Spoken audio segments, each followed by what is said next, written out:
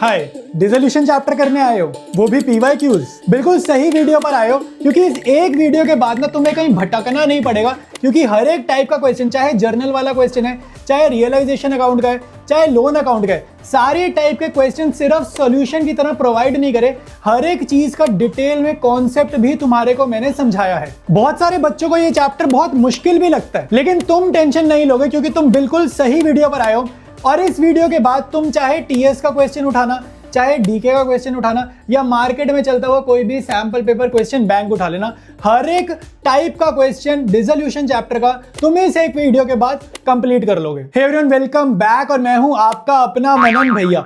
तो सबसे पहले यार तुम करोगे चेक चैनल की प्लेलिस्ट, क्योंकि हो सकता है तुमने इस वीडियो पे थोड़ा सा लेट क्लिक करो और अब तक सभी चैप्टर्स के PYQs अपलोड हो चुके हों। और मैं समझता हूं यार तेरे मन में बहुत सारे डाउट्स आ रहे होंगे कि एग्जाम बहुत नजदीक है, क्या मैं इस एक वीडियो पे ट्रस्ट कर सकता हूं? क्या इस एक वीडियो से डिसोल्यूशन चैप्टर के हर एक टाइप के प्रीवियस ईयर क्वेश्चन कवर हो जाएंगे?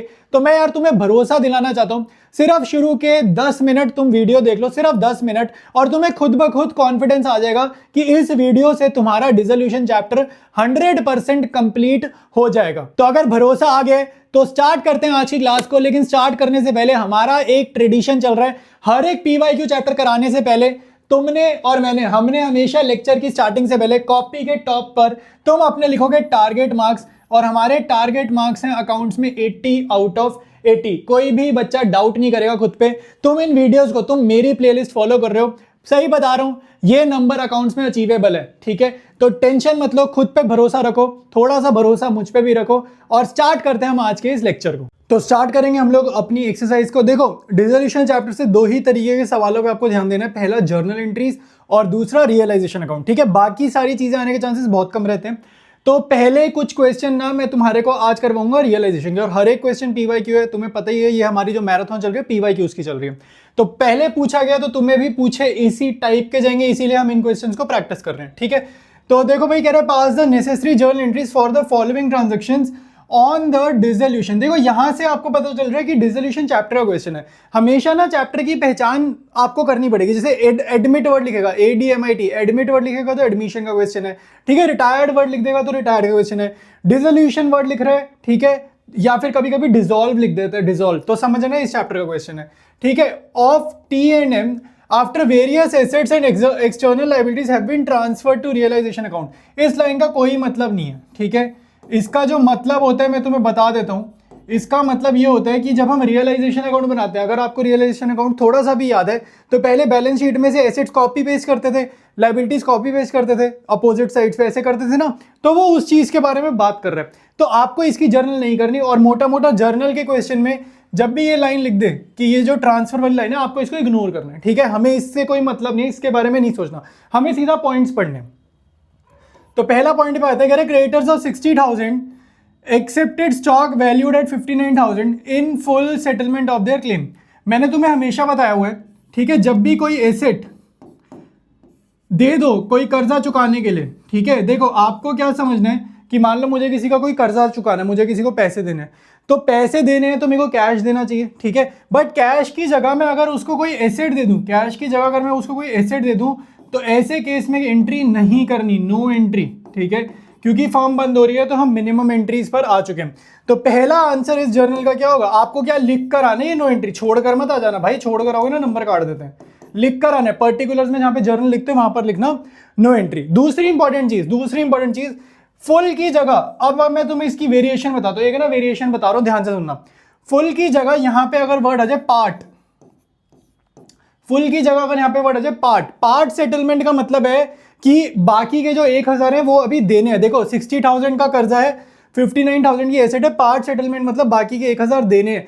तो अब क्वेश्चन साइलेंट हो गया, तो आपको एंट्री पता है उस केस में क्या करनी है? आपको एंट्री करनी है रियलाइजेशन टू कैश या बैंक, जो मर्जी लिखना, 1K, ठीक है? कि 1,000 तो हमारे को देने हैं पार्ट में। लेकिन इस ऑफिशियल क्वेश्चन में पार्ट वार्ट नहीं है ना, ऑफिशियल क्वेश्चन का जो आंसर है वो आपका ये है, ठीक है? ऑफिशियल जो तुम्हारा बोर्ड वाला है, इसका आंसर है नो एंट्री। आया समझ, ठीक है?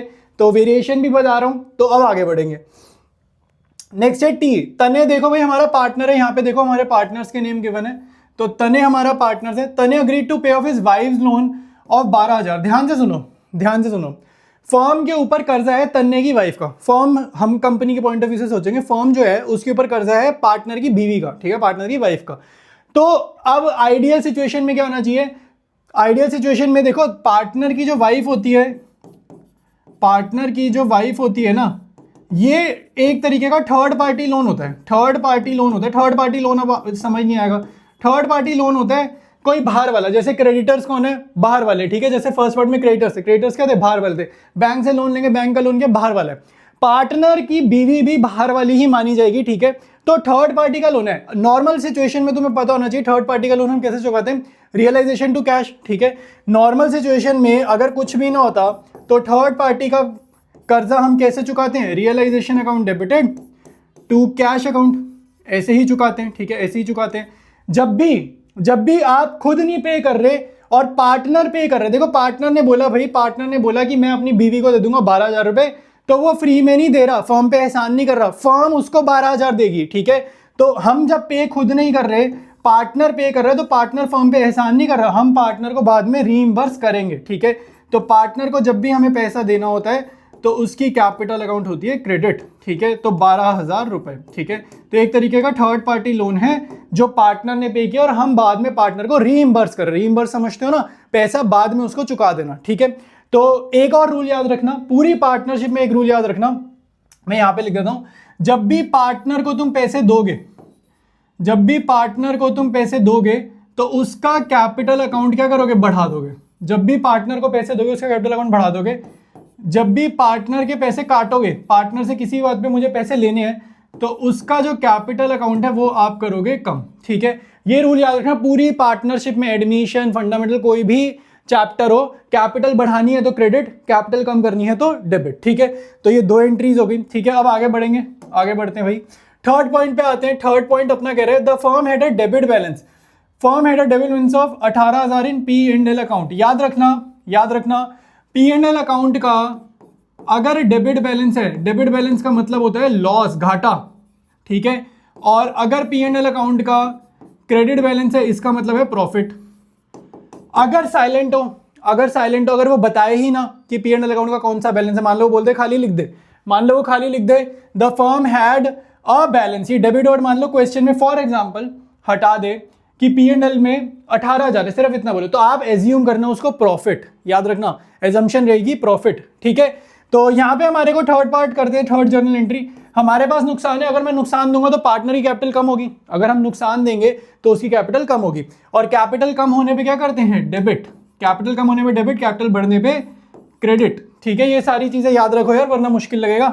तो कैपिटल करो डेबिट, दो पार्टनर है ना, टी और एम, ठीक है।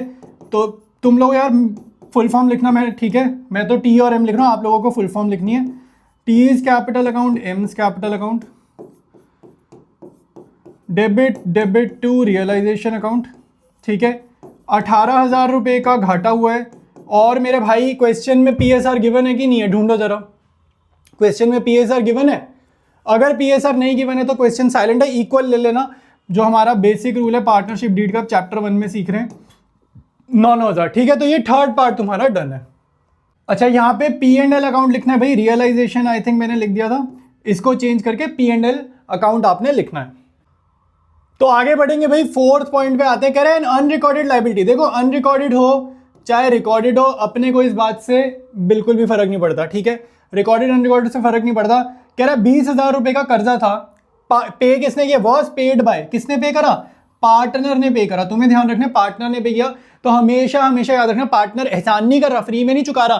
पार्टनर ने अगर पे करा है तो अब फर्म पार्टनर को पे करेगी, समझ में आया? जैसे मान लो तुम और तुम्हारा दोस्त कहीं पर खाना खा रहे हो, तुम्हारे दोस्त ने अगर बिल पे कर दिया उस मोमेंट ऑफ टाइम पे, तो वो फ्री में नहीं कर रहा, तुम्हारे को तुम्हारे दोस्त को बाद में चुकाने हैं, अपना हिस्सा तो एटलीस्ट चुकाना ही है, ठीक है। तो वही चीज है, अगर पार्टनर ने यहाँ पर कोई भी कर्जा चुकाया तो फर्म पे एहसान नहीं किया, फर्म पार्टनर को रीइंबर्समेंट करने वाली है, ठीक है।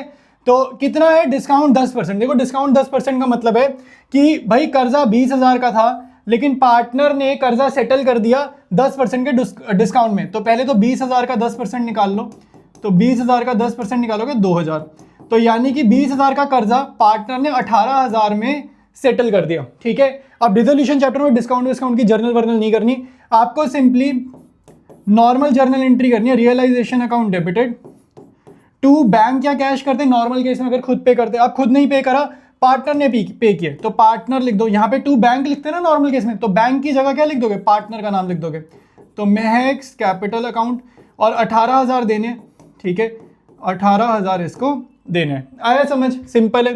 नेक्स्ट देखो भाई, नेक्स्ट कह रहे हैं टीज लोन, पार्टनर का लोन, तने कौन है, पार्टनर का लोन है, of 4K was paid through a cheque. ध्यान से सुनो एक मेरी बात, पार्टनर का लोन कोई थर्ड पार्टी लोन नहीं होता। थर्ड पार्टी लोन होते हैं जो बाहर वाले होते हैं, पार्टनर तो कंपनी का अपना बंदा है, फर्म का अपना बंदा है, तो पार्टनर के लोन की जर्नल पार्टनर के लोन अकाउंट से ही करते हैं। तो आप मेरी बात सुनो, बहुत ध्यान से सुनो, डेबिट क्रेडिट में एक चीज बता दो बस, सिंपल सा, मुझे लगता है हर किसी को पता होगा। अगर हम पैसा दे रहे हैं, चाहे कैश के थ्रू दें या चेक के थ्रू दें, अगर कंपनी पैसा किसी को दे रही है, पैसा बाहर जा रहा है, तो कैश अकाउंट डेबिट होता है कि क्रेडिट होता है, ये सोचो जरा, कैश अकाउंट डेबिट होता है कि क्रेडिट होता है। अगर हम पैसा दे रहे हैं तो कैश अकाउंट क्रेडिट होता है, और चेक वर्ड लिखा है तो बैंक अकाउंट लिख दो, ठीक है, और सामने लिख देना टी का लोन अकाउंट। पार्टनर का लोन जब भी आएगा रियलाइजेशन वगैरह नहीं करना है नॉर्मल सिनारियो में, इसमें बहुत सारे केसेस होते हैं, तो केसेस के लिए मैं, अगर तुम कहोगे तो एक सेपरेट वीडियो बना दूंगा, ठीक है। तो 4,000 normal simple journal entry, T is loan account debited to bank account, ठीक है। नेक्स्ट देखो भाई, expenses on dissolution amounted to 11K which were paid by Mahak. Again partner pay कर रहा है, तो पार्टनर फ्री में नहीं पे कर रहा, हम पार्टनर को चुका देंगे, ठीक है। तो अगर मान लो हम खुद पे करेंगे, फॉर एग्जाम्पल ये डिसोल्यूशन एक्सपेंसेस मैं खुद पे करूंगा, तो अगर कंपनी खुद पे करेगी तो एंट्री करेगी realisation account debited to bank, अगर हम खुद पे करेंगे। बट क्योंकि मैं खुद पे नहीं कर रहा, पार्टनर पे कर रहा, तो मैं पार्टनर को रीइंबर्स कर रहा हूं। तो ये जो जहां पे टू बैंक लिख रहे हो ना, इसको मत लिखो, इसकी जगह लिख दो टू एम्स कैपिटल अकाउंट, ठीक है, 11,000 और 11,000। आया समझ? तो इसका आंसर क्या होगा, realisation to Mahak capital account. ये टू बैंक तुम्हें समझाने के लिए मैंने लिखा है, ठीक है। तो ये जो है कंप्लीट सोल्यूशन है इस क्वेश्चन का। डिस्कस करेंगे अब हम लोग अपना अगला क्वेश्चन। ये जो क्वेश्चन है मेरे भाई पिछले क्वेश्चन से मिलता जुलता ही है, 2-3 एंट्रीज तुम्हें हो सकता है अलग लगेंगी, तो एक बार अटेम्प्ट करो। नहीं समझ आ रहा तो मैं तो सारा ही करवा रहा हूं, ठीक है। तो टेंशन वेंशन लेने की जरूरत नहीं है, तुम्हारा भाई सारे पार्ट्स पूरे दोबारा से डिस्कस करने वाला है। देखो भाई, कह रहे pass the necessary journal entries for the following transactions on the dissolution. यहां से पता चल रहा है डिसोल्यूशन चैप्टर का क्वेश्चन है।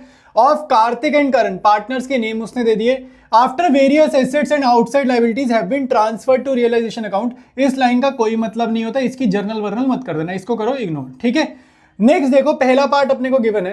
पहला पार्ट कह रहा है कार्तिक हैड गिवन, कार्तिक कौन है, पार्टनर, पार्टनर ने लोन दिया हुआ है, ठीक है, which was duly paid. Simple सी चीज यार तुम्हारे को याद रखनी है, जब भी पार्टनर का लोन होता है ना तो रियलाइजेशन अकाउंट में नहीं डालते, पार्टनर का लोन है ना उसका लोन अकाउंट खोलते हैं। तो हमने कर्जा चुकाया है, तो पहली जर्नल का आंसर क्या होगा, पैसा चुकाया है, तो तुम्हें इतना तो पता है टू बैंक आएगा, पैसा चुका रहे हैं तो टू बैंक होता है। तो सामने रियलाइजेशन मत लिखना, पार्टनर का लोन है ना तो पार्टनर का नाम लिख दो, केज लोन अकाउंट। तो अमाउंट के कॉलम में लिखो अमाउंट 12,000 है, ठीक है। तो सिंपली पहला पार्ट डन है। सेकंड पॉइंट पे आ जाओ, P and L account was showing a debit balance. Debit balance ये तो पिछले में भी था, डेबिट बैलेंस मतलब लॉस, ठीक है, 15,000 का लॉस है। तो आपके पास दो पार्टनर है, लॉस है तो कैपिटल कम होगी, तो पार्टनर्स को करो डेबिट, कैपिटल जब भी कम होगी पार्टनर को करो डेबिट। कार्तिक और करण, ठीक है, तो एक जगह लिख देते हैं कार्तिक्स कैपिटल अकाउंट, दूसरी जगह दूसरे पार्टनर का नाम लिखो करन्स कैपिटल अकाउंट, ठीक है भाई। तो सिंपल है, क्वेश्चन में पीएसआर ढूंढो भाई गिवन है कि नहीं गिवन।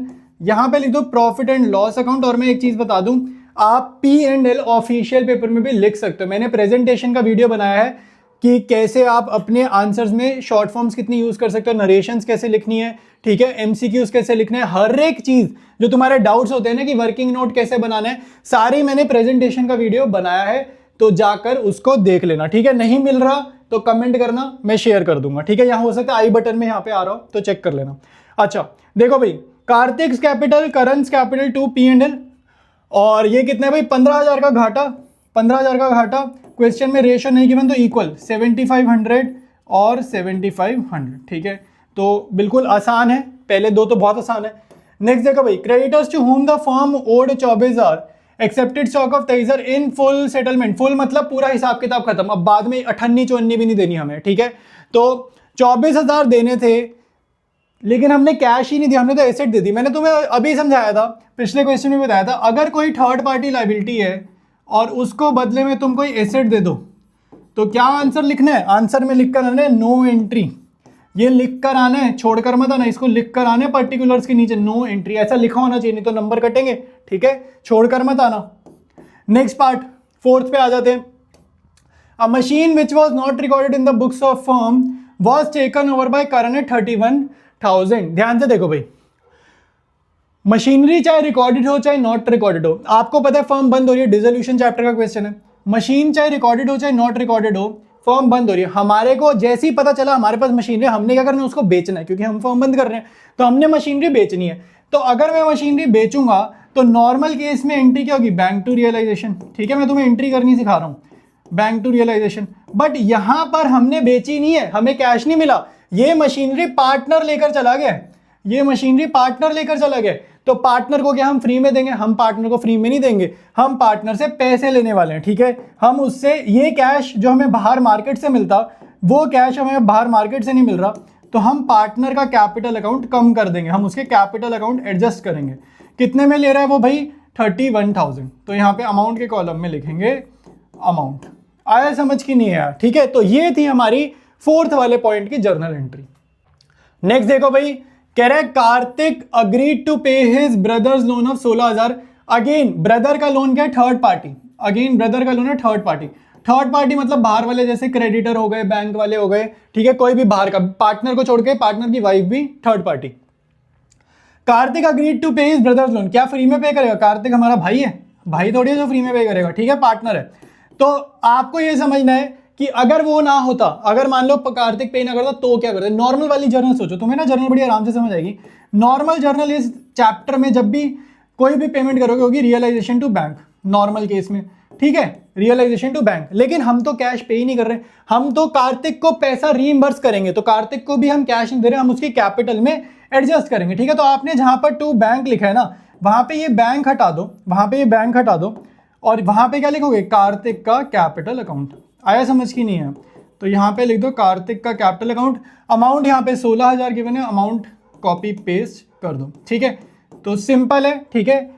नॉर्मल एंट्री बनाओ टू बैंक या बैंक टू रियलाइजेशन वाली बनाओ, और जब भी पार्टनर है ना तो बैंक को काटो और वहां पे क्या लिख दोगे, रियलाइजेशन अकाउंट लिख दोगे।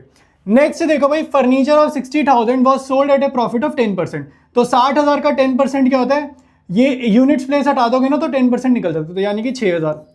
तो कोई चीज है 60,000 की, ठीक है, कोई चीज है 60,000 की, उसको हमने बेचा 10% के प्रॉफिट, मतलब मैंने 6,000 कमाया, तो मैंने बेची कितने में, 60 + 6, मैंने उसको सेल करा है 66,000 में। आया समझ।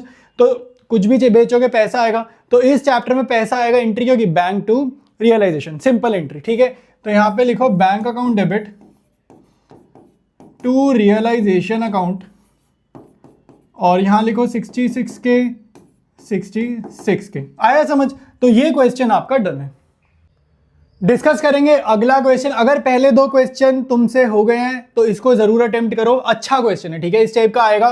तो ना एग्जाम में पता है क्या होता है, कई बार क्वेश्चन थोड़ा सा भी मुश्किल होता है ना तो हमें लगता है हमने गलत सॉल्व किया, तो ऐसा नहीं है, प्रैक्टिस करके जाओ, इससे ज्यादा मुश्किल चीजें नहीं आने वाली, ठीक है। और डिस्कस करते कह रहे 3 पार्टनर्स है, अंकित, बॉबी और कार्तिक, और इनकी पीएसआर देखो यहाँ पे गिवन है 433, तो पीएसआर गिवन है। द फर्म वाज डिसॉल्व्ड, ठीक है, द फर्म वाज डिसॉल्व्ड, ये डी है यहाँ पे, on this date pass the necessary journal entries for the following transaction after various assets and third party liabilities have been transferred to realization account।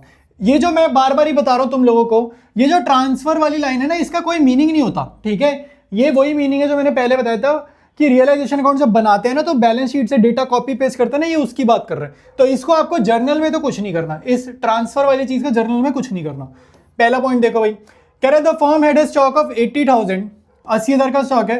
Ankit took over 50%, 50% मतलब होता है आधा, 50% मतलब half, ठीक है, एट ए डिस्काउंट ऑफ 20%। सिर्फ इतना, आगे का तो मैं अभी रीड नहीं कर रहा, मैंने सिर्फ इतना रीड करा और पहले इतना पढ़ते हैं। देखो 80,000 का स्टॉक है, 80,000 का क्या है स्टॉक है, तो आधा स्टॉक तो अंकित ले गया, आधा मतलब 40,000 का स्टॉक ले गया अंकित, ठीक है। लेकिन उसने इसकी वैल्यू क्या लगाई है, उसने इसकी वैल्यू क्या लगाई है, वैल्यूड एट, उसने इस पे 20% डिस्काउंट लगाया। भाई 80,000 में से आधा स्टॉक करे अंकित, मैं ले जाऊंगा, अंकित कौन है, पार्टनर है। लेकिन उसने कहा मैं इसको 40 में नहीं मानता, कहता मैं इसकी औकात 40,000 की नहीं रखता, मैं इसको सस्ता मानता हूं, तो उसने 20% कम लिया, तो 40,000 का तुम 20% निकालोगे आएगा 8,000, ठीक है। तो उसने इसकी वैल्यू लगाई है 32,000। ये 32 कैसे आया? 40,000 का 20% निकाला तो ये 20% आएगा 8,000। तो 8,000 का डिस्काउंट हुए तो उसने इस स्टॉक की वैल्यू क्या लगा दी? 32,000 लगा दी। आया समझ? सिर्फ जितना पड़ा उतनी की अगर मैं जर्नल करूंगा तो उतने की जर्नल पता है क्या बनेगी? नॉर्मल अगर मैं बेचता तो बैंक टू रियलाइजेशन, नॉर्मल बेचता तो बैंक टू रियलाइजेशन, ठीक है। लेकिन मैंने नॉर्मल थोड़ी बेचा, बैंक की जगह यहां पे पार्टनर लिख दो बस, अंकित कैपिटल अकाउंट, ठीक है। जब भी पार्टनर लेकर जाएगा तो फ्री में ही देंगे, उसकी कैपिटल अकाउंट कम करेंगे और कैपिटल कम करेंगे तो डेबिट। तो 32,000, ठीक है। तो ये तुम्हारी हो जाएगी जर्नल एंट्री इसमें। लेकिन हमें आगे भी पढ़ना है। आगे कह रहे हैं वाइल द रिमेनिंग स्टॉक मतलब बाकी का स्टॉक कितना है? 40,000 का। ये आधा किया तो 40 का इधर होगा रिमेनिंग। ये क्या है? रिमेनिंग। यहां लिख देते हैं रिमेनिंग समझने के लिए, ठीक है। तो remaining stock was sold off at a profit of 30% on cost. On cost मतलब 40,000 का था तो इसका 30% निकालो। तो 40,000 का तुम 30% निकालोगे तो यह आएगा 12,000। तो 12,000 का क्या हुआ है? प्रॉफिट हुआ है। तो 12,000 का प्रॉफिट हुआ है तो 40,000 की चीज पे 12,000 का प्रॉफिट हुआ तो बेचा कितने में? 52,000 में। तो बचा हुआ स्टॉक 52 में बेचा तो फर्म को 52,000 कैश में कलेक्ट हुए। तो इसमें एक और एंट्री कर दोगे तुम, bank to realisation, bank account debited to realisation 52। अब एक डाउट बच्चों के मन में ये आता है कि क्या हम एंट्री कंबाइन कर सकते हैं, कंपाउंड एंट्री कर सकते हैं? बिल्कुल कर सकते हैं, कोई दिक्कत नहीं है। तो अगर आपको कंपाउंड एंट्री करनी है आप यहाँ पे क्या करोगे? कंपाउंड एंट्री क्या करोगे? बैंक अकाउंट डेबिट 52, अंकित कैपिटल अकाउंट डेबिट 32 और एक ही बार क्रेडिट होगा टू रियलाइजेशन 84। इनको और इसको प्लस करोगे 84। कंपाउंड एंट्री भी कर सकते हैं। नेक्स्ट पार्ट देखो, बहुत अच्छा क्वेश्चन है, बहुत ही बढ़िया एंट्री है, इसको ध्यान से पढ़ना, बहुत अच्छा है। कह रहा है liability under a suit for damages included in creditors was settled at 32,000 as against only 13,000 provided in the book. सिर्फ पहली लाइन पढ़ो, सिर्फ पहली लाइन। कह रहे हैं कर्जा चल रहा है फर्म के ऊपर, अंडर अ सूट मतलब कोई कर्जा चल रहा है, कोई कोर्ट केस चल रहा है, कुछ भी चल रहा है। कह रहे हैं कर्जा चल रहा है फर्म के ऊपर कोई डैमेजेस को लेकर। हमें नहीं, कहानी से मतलब नहीं है, आपको यहां से समझ में आना चाहिए जो समझने वाला पार्ट है। कह रहे क्रेडिटर्स में इंक्लूड तो किया है, was settled at 32,000 as against 13,000। देखो मेरी बुक्स में मुझे लग रहा था मेरे क्रेडिटर्स कितने हैं? 13,000। तो इनको मुझे पे कितना पड़ा है? पे कितना करना पड़ा है? देखो सेटल्ड एट मतलब पे कितना करना पड़ा, तो सेटल्ड एट का मतलब है पे कितना करना पड़ा है? 32,000। अब मेरी बात ध्यान से सुनो, अगर मेरी बुक्स में क्रेडिटर्स 13,000 के हैं तो मुझे उनको कितना पे करना चाहिए? 13,000 ही पे करना चाहिए, क्योंकि हम लोग बुक्स में जितना लिखते हैं उतना ही कर्जा होगा, यही मान के लिखते हैं। लेकिन यहाँ पे पता नहीं क्या प्रॉब्लम हुई है कि कुछ दिक्कत ऐसी हुई है कि बुक्स में क्रेडिटर्स वाज सेटल्ड एट 32 मतलब उनको पे तो 32 किया है। एज अगेंस्ट मतलब कि बुक्स में तो खाली 13,000 का ही हमारे को बताया गया था, प्रोवाइडेड मतलब बुक्स में तो हमारे को सिर्फ यही बताया गया कि 13,000 का कर्ज है तो हमें 13 पे करने चाहिए, लेकिन रियलिटी में हमने ज्यादा पे करे, 32 पे करे। तो सिर्फ इतने की अगर मैं जर्नल एंट्री करूंगा तो क्या होगी? Realisation account debited to bank account. और देखो डिसोल्यूशन चैप्टर है ना, तो इसमें ना फर्क नहीं पड़ता कि आपका थोड़ा सा आपने ज्यादा पे कर दिया, कम पे कर दिया, डिस्काउंट मिल गया या कुछ नुकसान हो गया, इससे फर्क नहीं पड़ता। आप बस ये लिखो रियलिटी में टोटल कितना पे किया। तो हमने 32 पे किया, 13 के अगेंस्ट 32 पे करा, इससे फर्क नहीं पड़ता। हमने पे कितना किया? 32 पे करा। तो एक जर्नल एंट्री तो ये हो गई, ठीक है। मैंने ये जर्नल एंट्री कहां तक की लिखी? सिर्फ यहां तक की, जितना मैंने यहां तक रीड करा। अब आगे देखो, आगे भी कुछ कह रहे total creditors of the firm were 50,000। देखो डिसोल्यूशन चैप्टर में आपकी अजम्पशन ये होती है हम फर्म बंद कर रहे हैं, फर्म बंद कर रहे हो तो जितने भी कर्जे हैं तुम्हारी फर्म में तो सारे चुका के बंद करो। ऐसा ना हो तुम घर चले जाओ और तुम्हारे घर लोग पैसे मांगने रहे, ऐसा ना हो। जितने लोगों को भी पैसा चुकाना है सबको पैसा चुका के फर्म बंद करो। तो मुझे टोटल 50,000 रुपए चुकाने हैं क्रेडिटर्स को। टोटल क्रेडिटर्स फर्म के हैं 50,000, जिसमें से 13,000 वालों का हिसाब हमने कर दिया। 13,000 वालों का हिसाब हमने कर दिया। इनको भले ही मैंने 32 पे करे, इनको मैंने पे करे 32, बट इसकी जर्नल तो मैं कर चुका हूं ना, ये वाले का हिसाब तो मैं कर ही चुका हूं। तो आपको ये समझना, बुक्स में 50,000 के क्रेडिटर्स थे जिसमें से 13,000 अलग थे, तो 37 वाले अलग थे। इसके लिए कोई इन्फो नहीं है क्वेश्चन में, इनको कैसे चुकाया है इनकी कोई इन्फो नहीं है, इन वालों की। समझ में आया? 50,000 के थे टोटल क्रेडिटर्स, उसमें से 13,000 वालों को दिए 32, तो मैंने लिख दिया रियलाइजेशन टू बैंक 32। 13,000 कहीं नहीं जाएगा आंसर में। बचे कुचे क्रेडिटर्स थे 37, इनको कितने दिए कुछ पता ही नहीं है, तो एजम्पशन ये होती है इनको जितने आपके क्रेडिटर्स है उतने ही दिए, जितने देने चाहिए थे उतने ही दिए। तो एक और एंट्री कर दोगे, रियलाइजेशन टू बैंक,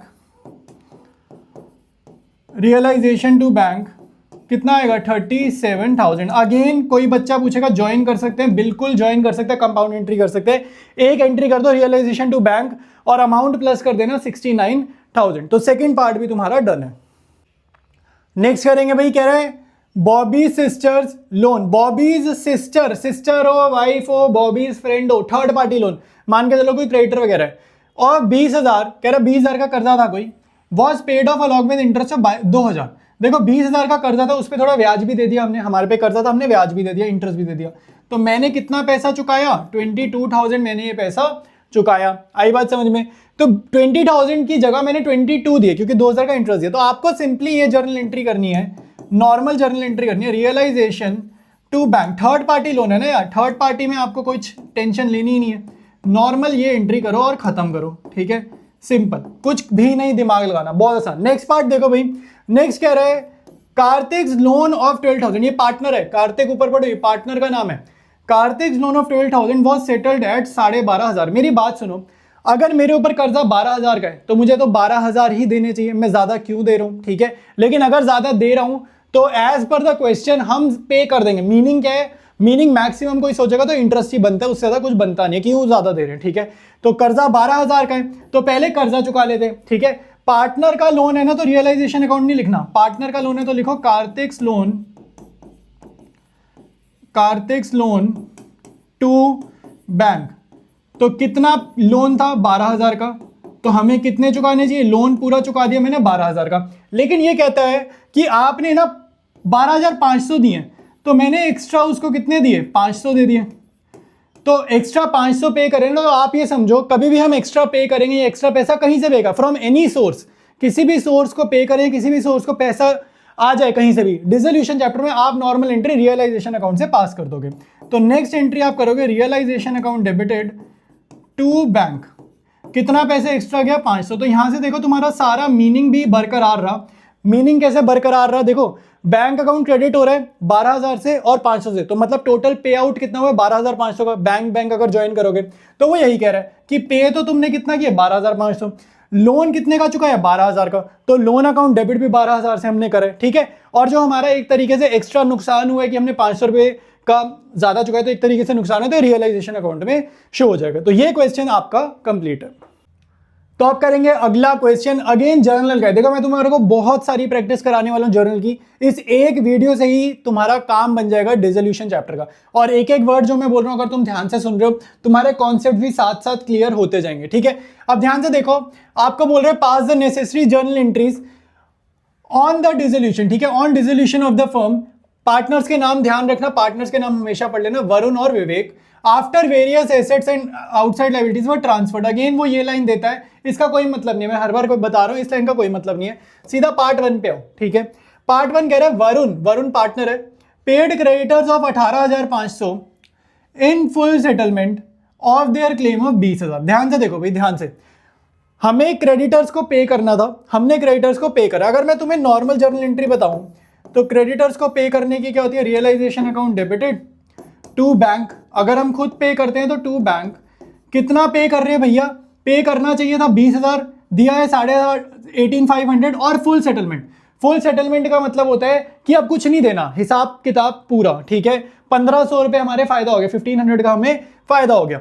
तो हमने पे कितना किया 18,500 और 18,500, बट क्योंकि इस क्वेश्चन में वरुण ने पे करा, तो वरुण ने फ्री में नहीं पे करा, हम वरुण को रीइंबर्स करेंगे, ठीक है। तो जहां पर तुम बैंक लिख रहे हो ना, ये जो बैंक लिख रहे हो, यहां पर क्या लिख दोगे, यहां पर लिख दोगे वरुण, ठीक है। तो यहां लिख दोगे वरुण्स कैपिटल अकाउंट, बस ये चीज याद रखनी है। नॉर्मल एंट्री बना लेना, ठीक है, नॉर्मल एंट्री बना लेना और बैंक की जगह पार्टनर का नाम लिख देना, ठीक है। तो तुम्हारे को एंट्रीज बनानी ऐसे आ जाएंगी। तो पहला पार्ट डन है। सेकंड पे आते हैं, कह रहे विवेक अग्रीड टू पे of his wives loan of 70,000, ठीक है। तो विवेक अग्रीड टू पे of his wives loan, wife loan हमेशा एक थर्ड पार्टी लोन है, ये है एक थर्ड पार्टी लोन, ठीक है। तो थर्ड पार्टी लोन है ना, तो कोई दिक्कत वाली बात नहीं है। आपको सिंपली ये समझना, अगर थर्ड पार्टी लोन होता है तो कैसे पे करते हैं, मान लो थर्ड पार्टी लोन होता, सिंपल कैसे पे करते, realisation to bank, simple case में रियलाइजेशन टू बैंक करते, यही करते सिंपल केस में, ये आंसर नहीं है। तो कितना है 70 के। अब अगर आप ध्यान से देखो, क्योंकि यहां पे पार्टनर इंट्रोड्यूस हो गया, तो मैं जैसे बोल रहा हूं ना, जहां पर बैंक है नॉर्मल एंट्री बना लेना, जहां पर बैंक है उसको कट करके क्या लिख दोगे, पार्टनर का नाम लिख दोगे, क्योंकि पार्टनर को हम अब ये पैसा रीइंबर्स करेंगे। अगर हम खुद पे नहीं कर रहे, पार्टनर पे कर रहे, तो वो एहसान नहीं कर रहा, फ्री नहीं है, फायदा नहीं है, हम पार्टनर को रीइंबर्स करेंगे। तो आपका आंसर क्या होगा, realisation to Vivek's capital account. Bank तुम्हारे लिए दिखा रहा हूं, कट वट ऐसे शो नहीं करना पेपर में, ये दिखाना ही नहीं है, तो तुम्हारे को समझाने के लिए बैंक लिखा था मैंने। नेक्स्ट देखो भाई, यहां पर कह रहे हैं the firm had unrecorded investment. देखो अनरिकॉर्डेड हो चाहे रिकॉर्डेड हो, कोई फर्क ही नहीं पड़ता, अनरिकॉर्डेड हो रिकॉर्डेड हो कोई फर्क नहीं पड़ता। कह रहा है कोई इन्वेस्टमेंट सी 2 लाख रुपए की, which were sold at a loss of 20%। तो 2 लाख का 20% निकालोगे, तो 2 लाख का 20% निकालोगे, ये आपका आएगा 40,000। तो अगर 2 लाख की चीज पे 40,000 का नुकसान हुआ तो कितने में बेची, सोचो जरा। 2 लाख की चीज पे 40,000 का नुकसान हुआ तो हमने उसको सेल कितने में किया, हमने उसको सेल किया 1,60,000 में। ठीक है, आ रहा है समझ, हमने उसको सेल किया 1,60,000 में। तो क्या कोई पार्टनर का नेम लिखा हुआ है, पूरी ट्रांजैक्शन में चेक करो, कोई पार्टनर का नेम लिखा है, नहीं लिखा, तो नॉर्मल सेल करिए। तो इसका तुम्हारा आंसर ये हो जाएगा simple, bank to realisation, bank account debit to realisation 1,60,000। Loss वॉस कहीं मत दिखाना, 40,000 का नुकसान दिखाने की कहीं पर भी जरूरत नहीं है। ठीक है, नॉर्मल बस सेल का कि कितना पैसा मिला वो लिखते हैं। ठीक है, नेक्स्ट देखो भाई, the firm had a stock of 1 lakh, stock 1 lakh का है, Varun took over the stock at a discount of 10%। Simply देखो, स्टॉक 1 लाख का है, तो अगर मान लो आगे ये वरुण वाली कहानी ना लिखी होती, अगर ये वरुण वाली कहानी ना लिखी होती तो मैं एंट्री पता क्या करता, स्टॉक बेच देता, स्टॉक बेचता तो यही एंट्री आती, ये जो तुम्हें ऊपर दिख रही है ना ये वाली, ये सेम आती, बैंक टू रियलाइजेशन। ठीक है, यही एंट्री आती। अब ध्यान से देखो, स्टॉक मैंने मार्केट में नहीं बेचा, पब्लिक में, मार्केट में थर्ड पार्टी को नहीं बेचा, वरुण ले गया, तो जहां पर बैंक लिखा है ना, बैंक की जगह क्या आएगा, वरुण्स कैपिटल अकाउंट। बस ऐसे आपको जर्नल बनाओगे तो बनानी आ जाएगी। ठीक है, अच्छा अब कितने में लेकर गया भाई, ये स्टॉक कितने में लेकर गया है, ये बंदा स्टॉक लेकर गया एट ए डिस्काउंट ऑफ 10%। तो 1 लाख की चीज पे 10% यानी कि 10,000, 10,000 का डिस्काउंट दिया तो 90,000 आएगा आंसर। तो यहां लिख दो 90,000। आया समझ, तो 4th पॉइंट में हमारा डन है। नेक्स्ट देखो भाई, ये वाली बहुत इंपॉर्टेंट है, मैं बता रहा हूं ये इंपॉर्टेंट है, तुम्हारे को हो सकता है इस साल देखने को मिल जाए। 5th point, bad debts recovered की जर्नल 11th क्लास से इंपॉर्टेंट है, 12th में भी बहुत इंपॉर्टेंट है। ध्यान से देखो भाई, यहां पे कह रहा है Reema debtor whose account for 2,000 was written off as bad debt. एक जमाने में ये पैसा हमारा डूब गया था, 2,000 रुपए हमें रीमा से लेने थे, एक जमाने में मान लो 2 साल पहले 4 साल पहले लेने थे, उसने दिए नहीं, हम उससे 2,000 रुपए नहीं ले पाए, तो क्या हुआ, पहले के टाइम में क्या हुआ, बैड डेट हो गई। अब अचानक से क्या हुआ है, अचानक से इसने हमें 70% दे दिया। 70% किसका, जो 2,000 का हमारे को ओरिजिनली मिलना था। अब खुद सोचो यार, अगर तुम्हारे को किसी से पैसे लेने हैं और अगर वो पैसे ना दे, नुकसान हो जाएगा, लेकिन 4-5 साल बाद वो पैसा तुम्हें मिल जाए तो उस टाइम ना इनकम की तरह फील होता है कि भाई डूबा हुआ पैसा रिकवर हो गया। तो 2,000 में से 70% जो मिले ना, आपको सिर्फ उसकी जर्नल एंट्री करनी है। तो कितना पैसा मिला पहले तो निकाल लो, तो 2,000 का 1700 होता है 1400, 70% होता है 1400, तो 1400 मिला। तो सिंपली यहां पे जर्नल कर दो बैंक टू रियलाइजेशन। 2,000 की जर्नल नहीं करनी, 2,000 कहीं नहीं लिखना, बैंक टू रियलाइजेशन 1400। ठीक है, नेक्स्ट देखो भाई, next entry, expenses of realisation 4,900 were paid by partner Vivek. ठीक है, सिंपल जर्नल है लेकिन जगह नहीं है, मैं जरा जगह क्रिएट करता हूं फिर सॉल्व करते हैं। तो जगह बना ली। अब यहां पे देखो भाई, रियलाइजेशन का खर्चा है 4,900। नॉर्मल जर्नल एंट्री पता है realisation to bank, normal journal entry इसकी होती है रियलाइजेशन टू बैंक। तो टू बैंक वाली जगह पे जब भी पार्टनर आ जाए तो जहां पर बैंक लिखते हैं वहां पर पार्टनर लिख दो, अगर क्वेश्चन में आपका पार्टनर है तो यहां पे लिखोगे to Vivek's capital account, to Vivek's capital account 4,900। ठीक है, सिंपल। तो इस क्वेश्चन की सारी जर्नल एंट्रीज हमारी डन है। अगला क्वेश्चन करेंगे, अगेन जर्नल का है, बहुत सारे क्वेश्चंस की प्रैक्टिस करा रहा हूं, ये डिफरेंट है। ठीक है, काफी अच्छी अच्छी डिफरेंट एंट्रीज हैं, तो पूरा क्वेश्चन अटेम्प्ट करना। अच्छा क्वेश्चन है और प्रीवियस ईयर क्वेश्चन है और मोस्ट रीसेंट है, कोई बहुत पुराने जमाने का नहीं है, मोस्ट रीसेंट है। ठीक है, तो कह रहे हैं 3 पार्टनर्स है NBC, ठीक है, और स्टार्टिंग में मैं तुम्हें हमेशा बता दूं यार, इस फालतू की लाइन का कुछ नहीं करना, इसको इग्नोर करो। यहां से सिर्फ पीएसआर ढूंढ लो, अगर पीएसआर क्या पता काम आए कल को, रियलाइजेशन का लॉस हो कुछ हो तो पीएसआर क्या पता काम आए, तो पीएसआर ढूंढ लो, नहीं गिवन तो 111, ठीक है। तो पहला पॉइंट देखो, कह रहे stock of 1,40,000 was taken by Nandu at a discount of 30%। देखो भाई, स्टॉक 1,40,000 का है, 1,40,000 की चीज को ये बंदे ने 30% का डिस्काउंट पे लिया, उसने ना इसकी वैल्यू 30% कम लगाई है। तो पहले तो निकालो 30% होता कितना है, 30% होता है 42,000। तो 1,40,000 की चीज पे इसने कितना डिस्काउंट ले लिया, 42,000 का डिस्काउंट ले लिया, ठीक है। तो ये स्टॉक अगर मैं मार्केट में बेचता तो क्या एंट्री करता, बैंक टू रियलाइजेशन, यही एंट्री करता ना, bank to realisation, bank account debit, अगर मार्केट में बेचता। लेकिन जब भी पार्टनर का नाम गिवन हो तो बैंक वाली जगह पे आप क्या लिख दोगे, पार्टनर का नाम लिख दोगे, और पार्टनर का नाम से मेरा मतलब है उसका कैपिटल अकाउंट, ठीक है।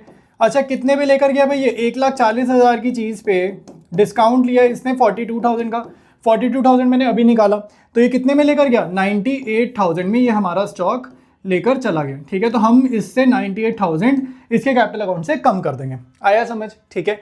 तो पहला पार्ट डन है। नेक्स्ट देखो भाई, आगे कहते हैं creditors to whom the firm owed 40,000, हमें किसी को 40,000 देने हैं, एक्सेप्टेड स्टॉक एट 4,000, इसने कितने का स्टॉक एक्सेप्ट करा, 4,000। मेरी बात सुनो, ये तुम्हें मैं बार बार बता रहा हूं, जब भी किसी एसेट को किसी लाइबिलिटी से सेट ऑफ कराते हैं तो इसकी होती है नो एंट्री, इसकी होती है नो एंट्री।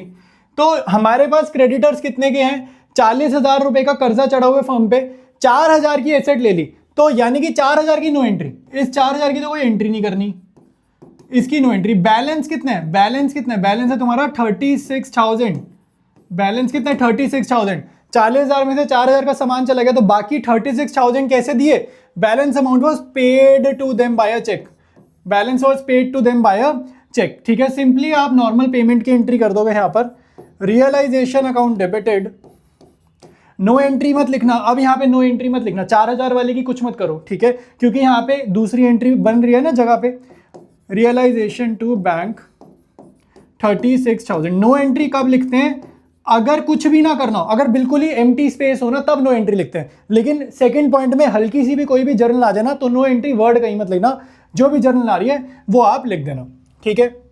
नेक्स्ट पे आओ भाई, कह रहे हैं an old computer which had been written off completely from the books, ठीक है। कोई भी पुरानी शुरानी चीज, चाहे रिकॉर्डेड हो चाहे अनरिकॉर्डेड हो, आज की डेट में बेचेंगे तो एंट्री करेंगे, ठीक है। वॉज सोल्ड फॉर 4,000, कह रहे 4,000 में बेची, whereas its estimated market value was 10,000। देखो हम यहाँ पे क्या एंट्री करते हैं, तुम मेरी बात सुनो, यहाँ पर अगर मैं कुछ बेच रहा हूं, मुझे पैसा मिला, मैंने एंट्री करी बैंक टू रियलाइजेशन, ये एंट्री करी। अब अमाउंट क्या लिखूं, अमाउंट हमारे पास 2,000 है, या तो 4,000 लिखूं या 10,000 लिखूं, मेरे पास दो अमाउंट है, 4K या 10K। बैंक अकाउंट का क्या मतलब है कि कितना पैसा मिला, कितना पैसा मिला, सोल्ड फॉर 4,000 मतलब 4,000 मिले, तो भले ही मेरे हिसाब से चीज 10,000 की हो, लेकिन मार्केट में देखो, मार्केट को कहते हैं ना, मार्केट भगवान है, मतलब जो भाव मार्केट में चीज का लग रहा है वो प्राइस ही आपको यहाँ पे लिखने की, कितना मिला, तो 4,000 रुपए हमें मिले, ठीक है। तो 4,000 यहाँ पे आएगा, 10,000 इग्नोर कर देंगे। आगे देखो भाई, आगे फोर्थ पॉइंट में कह रहे हैं सी, पार्टनर है सी, ठीक है, had given a loan of 1,00,000 to the firm which was paid to him through a cheque. देखो फर्म के ऊपर कर्जा था, फर्म ने कर्जा चुकाया, क्या ये थर्ड पार्टी लोन है, चेक करो, क्या ये थर्ड पार्टी लोन है, थर्ड पार्टी लोन होता है बाहर वाले, थर्ड पार्टी नहीं, ये तो पार्टनर का अपना लोन है, ठीक है, पार्टनर का अपना लोन है। तो रियलाइजेशन अकाउंट मत लिखना, रियलाइजेशन अकाउंट नहीं लिखना, ये चीज याद रखना। तो अगर मैं ये कर्जा चुका रहा हूं तो टू बैंक, और सामने हमारे दिमाग में हमेशा आता है रियलाइजेशन, रियलाइजेशन मत लिखो, पार्टनर का लोन है ना, तो पार्टनर का लोन अकाउंट ओपन करते हैं, ठीक है। 1,00,000 का लोन है तो 1,00,000, 1,00,000 सिंपल जर्नल एंट्री है इसकी, ठीक है, और कुछ भी नहीं करना। नेक्स्ट देखो भाई, 24,000 were recovered from a debtor which was written off as bad debt, ये होती है बैड डेट्स रिकवर्ड, ठीक है। तो बैड डेट्स रिकवर्ड बहुत इंपॉर्टेंट है तुम्हारे लिए, इस साल बहुत इंपॉर्टेंट है। तो 24,000 रुपए मिलेंगे, ठीक है। तो नॉर्मल एंट्री देखो, बैंक, कैश अकाउंट भी ओपन कर सकते, कोई दिक्कत नहीं है, ठीक है, बैंक भी ओपन कर सकते, कोई दिक्कत नहीं। Bank to realisation, bad debts recovered 24,000 की हुई है ना, तो बस 24,000 लिख दो, ठीक है। तो सिंपली यहाँ पे आपका काम हो जाएगा, ठीक है। मैं स्पेस क्रिएट करता हूं, फिर हम नेक्स्ट पार्ट स्टार्ट करते हैं। नेक्स्ट देखो भाई, बहुत इंपॉर्टेंट है, कह रहा है B was appointed to look after the dissolution work for which he was allowed a remuneration. Remuneration होता है सैलरी। देखो डिसोल्यूशन वर्क होता है फर्म बंद कर रहे हो, तो फर्म बंद कर रहे हैं हम, तो इतनी सारी एसेट्स बेच रहे हैं, इतने सारे लेनदार को पैसा चुका रहे हैं, तो कई बार क्या होता है एसेट बेचने के लिए हमारे को भाई साहब प्रॉपर्टी डीलर वगैरह के पास जाना पड़ता है, उनसे कंसल्टेशन करनी होती है, ठीक है, लॉयर्स के पास जाना पड़ता है, बुक्स बंद कर रहे हैं सीए के पास जाना पड़ सकता है, तो बहुत सारी ना लीगल फीस होती है, ठीक है, तो बहुत सारा खर्चा होता है फर्म बंद करने में ना, बहुत सारा खर्चा होता है, ऐसे नहीं शटर डाउन नहीं करने होता, और भी बड़े लीगल फॉर्मेलिटीज होती है। तो कह रहे ये सब कर कराने में ना खर्चा आता है कुछ, जो भी बंदा, ये सरखपाई कौन लेगा, जो भी बंदा सरखपाई लेगा उसको आना जाना पड़ेगा, लोगों से मिलना पड़ेगा, उसका वक्त जाया होगा। तो हुआ क्या, फर्म ने क्या किया, बी को ना हायर करा, बी को बोला ये सरखपाई कर ले तू, और हम तेरे को देंगे 26,000 रुपए ये सरखपाई करने के लिए, फर्म बंद कराने के लिए जितनी भी सरखपाई है उसके हम कितने देंगे उसको, 26,000, ठीक है, ये मतलब है रिम्यूनरेशन का।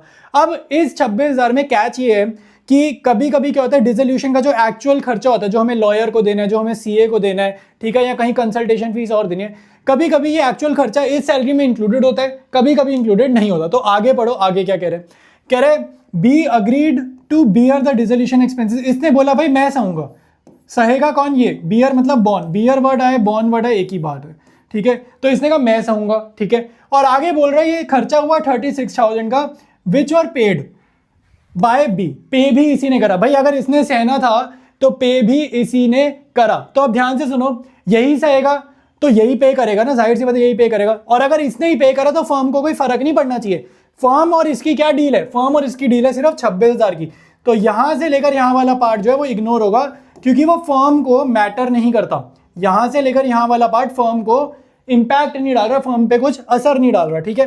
तो पहली लाइन की बस वो डील के पैसे दे दो, हम इसको पैसे दे देते भाई। आखिरी एंट्री कौन सी, 6 point, realisation to B's capital, इनके बीच में जो रिम्यूनरेशन की डील हुई है वो 26,000 हुई है, बस वो 26,000 की आपको जर्नल एंट्री करनी है, ठीक है। तो ये आपका कंप्लीट सोल्यूशन है इस वाले क्वेश्चन का। अगला क्वेश्चन देखो, बहुत अच्छा क्वेश्चन है, कह रहे आर रस्टिंग एक पार्टनर है और उसको रिम्यूनरेशन देनी है 2% of the total assets realised other than cash, ठीक है, तो हमारे को उसको कमीशन देनी है 2% of total assets realised other than cash, मतलब कैश को इग्नोर करो, ठीक है।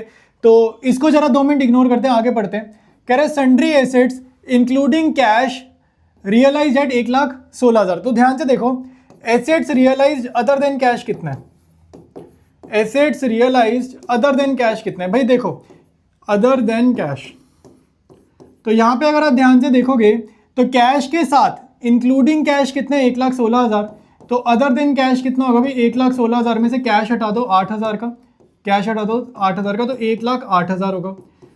अब रस्टिंग की कमीशन कितनी है भाई, पहली लाइन में अगर पढ़ो तो इसको जो रिम्यूनरेशन देनी है 2% देनी है, ठीक है, तो आर्ज रिम्यूनरेशन, ठीक है, आर्ज रिम्यूनरेशन कितनी है 2% है। अब वो 2% किसका, 2% किसका, वो आपको क्लियर बोल रहा है 2% of the total assets realised other than cash, तो assets realised other than cash है 1,08,000, तो इसका 2% आपको निकालना है, ठीक है, तो इसको मल्टीप्लाई कर देते हैं, ठीक है, इसको मल्टीप्लाई कर देते हैं, ये 2 0 से 2 0 गई, ठीक है, इसका डबल कर दो 1,080 का डबल कर दो, ठीक है, 1,080 का डबल कर दो, तो हमारे पास आ जाएगा 2,160।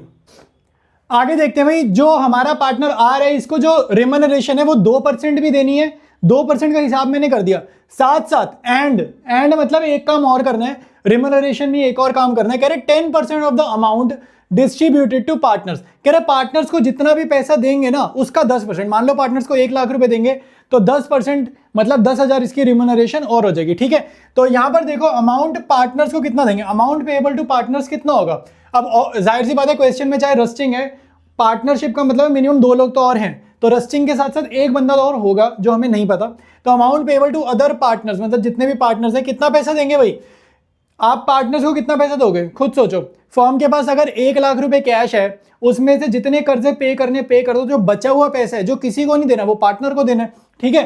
तो फर्म के पास 1,16,000 का कैश पड़ा है, ठीक है, 1,16,000 का कैश पड़ा है, कर्जे चुका देंगे 31,340, ठीक है, तो 1,16,000 में से ये 31,340 ये कर्जा चुका देंगे, तो जितना अमाउंट आएगा वो किसको देना है, पार्टनर्स को देना है, तो ये आएगा 84,660, तो ये पैसा पार्टनर्स को देना है, तो इसका 10% निकाल दो, ठीक है, तो 10% ऑफ 84,660, तो ये आएगा 8466 और टोटल रेम्यूनरेशन कितनी हो जाएगी भाई, टोटल रेम्यूनरेशन कितनी होगी, टोटल रेम्यूनरेशन ऑफ आर कितनी हो जाएगी भाई, ये 2% वाली 2160 और एक ये 8466 वाली, ठीक है। तो इन दोनों को ऐड कर देते हैं, ठीक है। तो ये 8 और 2 10,000 आएगा, तो ये आएगा 10,626। तो आपको बस अब इसकी एक जर्नल एंट्री करनी है। वो बोल रहे हैं ना कि एक तो वर्किंग क्लियरली करो, तो ये वर्किंग नोट में डाल देना, ये जो दिख रहा है वर्किंग नोट है, ठीक है। और पास द नेसेसरी जर्नल एंट्री, तो जर्नल एंट्री क्या होगी भाई, इसकी यहाँ जर्नल कर देते हैं। पार्टनर को पैसे दे रहे हो, realisation to R's capital account, ठीक है। जितना भी पैसा दे रहे हो वो लिख दो 10,626, ठीक है, 10,626, ठीक है।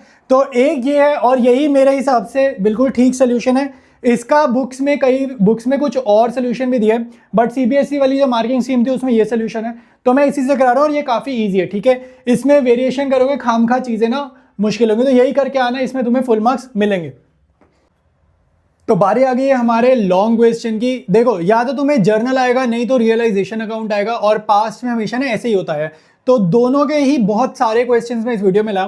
तो ये देखो भाई, तुम्हारे को अभी बैलेंस शीट दिख रही है, और बैलेंस शीट के हमेशा ऊपर चेक करा करो प्रॉफिट शेयरिंग रेशियो, ठीक है। 2 पार्टनर्स हैं, इनकी पीएसआर हमेशा बैलेंस शीट के ऊपर होगी। अब बैलेंस शीट इसकी कैसे पढ़ते हैं, देखो पूरी पार्टनरशिप की बैलेंस शीट की रीडिंग स्टाइल अलग होगी, यानी कि एडमिशन, रिटायरमेंट, डेथ की रीडिंग स्टाइल अलग होती है। डिसोल्यूशन में बैलेंस शीट की रीडिंग स्टाइल आपको अलग से आनी चाहिए, क्योंकि ये चैप्टर ना फर्क है, उनसे सेम नहीं है।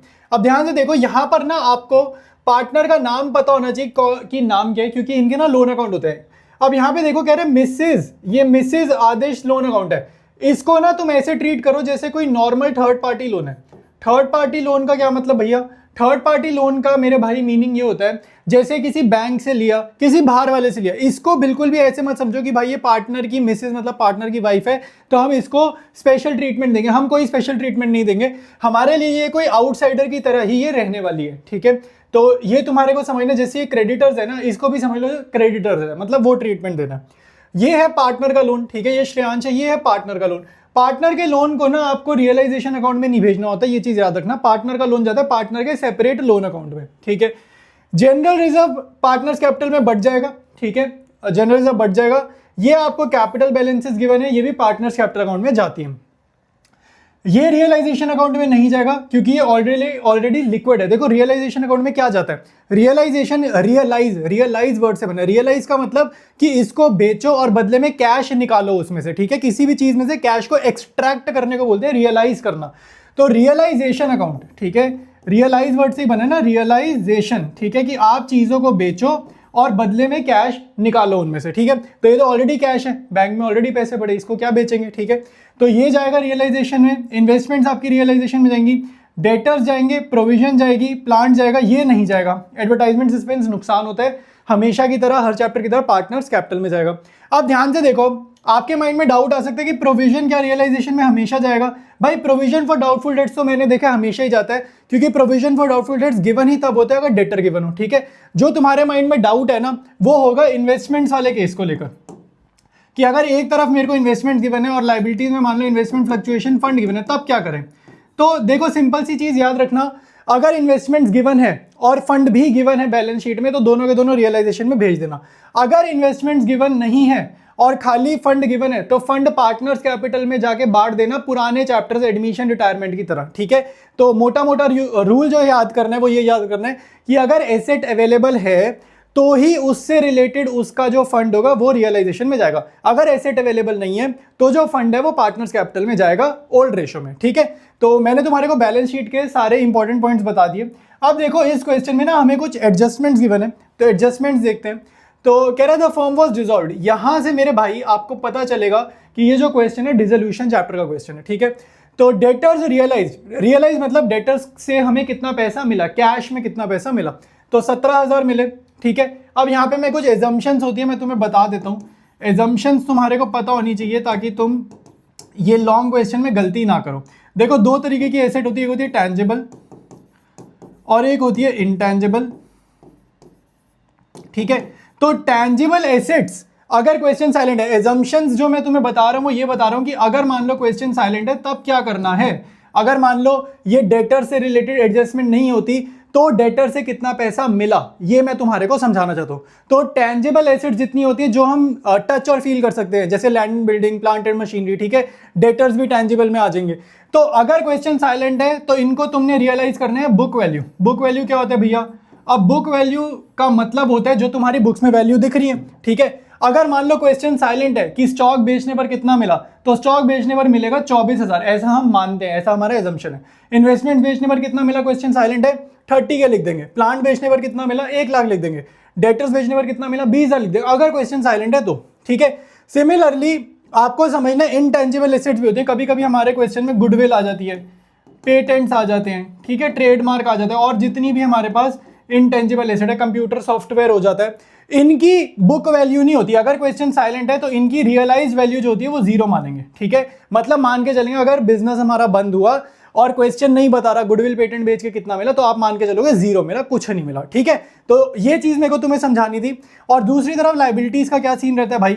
लाइबिलिटीज आप मान के चलोगे जो सेम टैंजिबल वाला रूल है कि जितना हमारे को पे करना चाहिए उतना पे करा, अगर क्वेश्चन साइलेंट है तो यानी कि यहां पर क्या लिखेंगे, बुक वैल्यू। तो ये मैंने तुम्हें जानकर एक बार ही बता दिया है, ये एजम्पशंस नोट डाउन कर लो ताकि आप कुछ भी करें तो हमें समझ में आ जाए कि एजम्पशन के केस में क्या करना है। पहला पॉइंट हमारा डन है, डेटर्स का कितना मिला वो बात कर ली। Plant realised 10% more than the book value. 10% more than the book value मतलब प्लांट की वैल्यू क्या है, 1 लाख, तो 1 लाख में 10% जोड़ो यानी कि 10,000 एक्स्ट्रा मिला। तो टोटल कितना मिला होगा प्लांट बेचकर, 1,10,000, ठीक है। तो ये पहले पॉइंट में प्लांट के बारे में ये बता रहा है। नेक्स्ट देखो भाई, कह रहे हैं आदेश प्रॉमिस टू पे मिसेज आदेश लोन। इसकी तो जर्नल एंट्री भी आज हमने बहुत बार करी कि पार्टनर कह रहे हैं कि मेरी वाइफ का लोन मैं संभाल लूंगा, वो फ्री में नहीं संभाल रहा, हमें पार्टनर को रीइंबर्स करने हैं वो पैसे, ठीक है। तो इसको नॉर्मल जहां पे पे करेंगे ना टू बैंक, वहां पे बैंक की जगह लिख देंगे टू आदेश कैपिटल अकाउंट, कि हम आदेश को रीइंबर्स कर रहे हैं, ठीक है। और ये बंदा स्टॉक भी लेकर जा रहा है। अब स्टॉक क्या ये फ्री में लेकर जाएगा? तुम सोचो क्या ये फ्री में लेकर जाएगा? तो फ्री में तो भाई हम किसी को कुछ भी नहीं देते, ठीक है। तो फ्री में नहीं लेकर जाएगा, हम क्या करेंगे, इससे पैसे मांगेंगे। अब एक चीज याद रखना, पार्टनर के साथ कभी पैसा देते नहीं, कभी पैसा लेते नहीं। हम क्या करेंगे, अगर हमें उससे पैसे चाहिए, हमें उससे पैसे मांग रहे हैं क्योंकि हमने फ्री में स्टॉक नहीं दिया, तो हम क्या करेंगे, उसकी कैपिटल कम कर देंगे, ठीक है। और अगर हमारे को मान लो उसको पैसे देने किसी रीजन से, तो हम क्या करेंगे, उसकी कैपिटल बढ़ा देंगे। तो इसको कैसे करना है मैं अभी रियलाइजेशन अकाउंट में दिखाऊंगा, तब समझ लेना, अभी जस्ट डिस्कस कर रहा हूं। फिर कह रहे हैं श्रेयांश, ये हमारा पार्टनर है, took away half of the investments at a discount of 10%। भाई श्रेयांश इन्वेस्टमेंट ले गया, पिछला पार्टनर आदेश स्टॉक ले गया। तो देखना रियलाइजेशन में ये दोनों चीजें कैसे शो होती है। इन्वेस्टमेंट्स भी है, डिस्काउंट ले गया 10% का, तो इन्वेस्टमेंट्स कितनी है, 30,000, ठीक है। तो श्रेयांश ना आधी ले गया, तो आधी ले गया मतलब 15,000 की ले गया, और इस पे इसने 10% का ले लिया है डिस्काउंट, तो 15,000 का 10% होता है 1500। तो यानी कि श्रेयांश ने आधी इन्वेस्टमेंट की वैल्यू लगा दी 13,500। इसने बोला ये जो 15,000 की इन्वेस्टमेंट है ना आधी, उसकी वैल्यू 15,000 नहीं है, उसकी वैल्यू 13,500, 13,500। तो इसी वैल्यू पे हम रियलाइजेशन अकाउंट में एंट्री करेंगे, ठीक है। बाकी आधी का क्या हुआ भाई, चेक करते हैं। रिमेनिंग, बाकी आधी, रिमेनिंग मतलब बाकी 15,000 वाली, तो इसका क्या हुआ भाई, इनके मिले सिर्फ 4,500 रुपए। मतलब मार्केट में भाई तुम हाल देखो, 15,000 की चीज हमने बेची है तो कितने में बिकी है, 4,500, ठीक है। कितना नुकसान हुआ है, तो इसका मतलब हमने पार्टनर से अच्छा कमा लिया। अब आगे देखो, नेक्स्ट है creditors were paid off at a discount of 10%। तो हमने क्रेडिटर्स को पे करा है और डिस्काउंट मिला है, तो 90,000 के क्रेडिटर्स है, 10% मतलब 9,000, तो हमने इनको कितने पे करे, 81,000, ठीक है। हमने इनको कितने पे करे, 81,000। नेक्स्ट देखो भाई, expenses of realisation amounted to 7,000। तो ये नॉर्मल रियलाइजेशन अकाउंट में ना 2 वाली साइड लिख देंगे, ठीक है।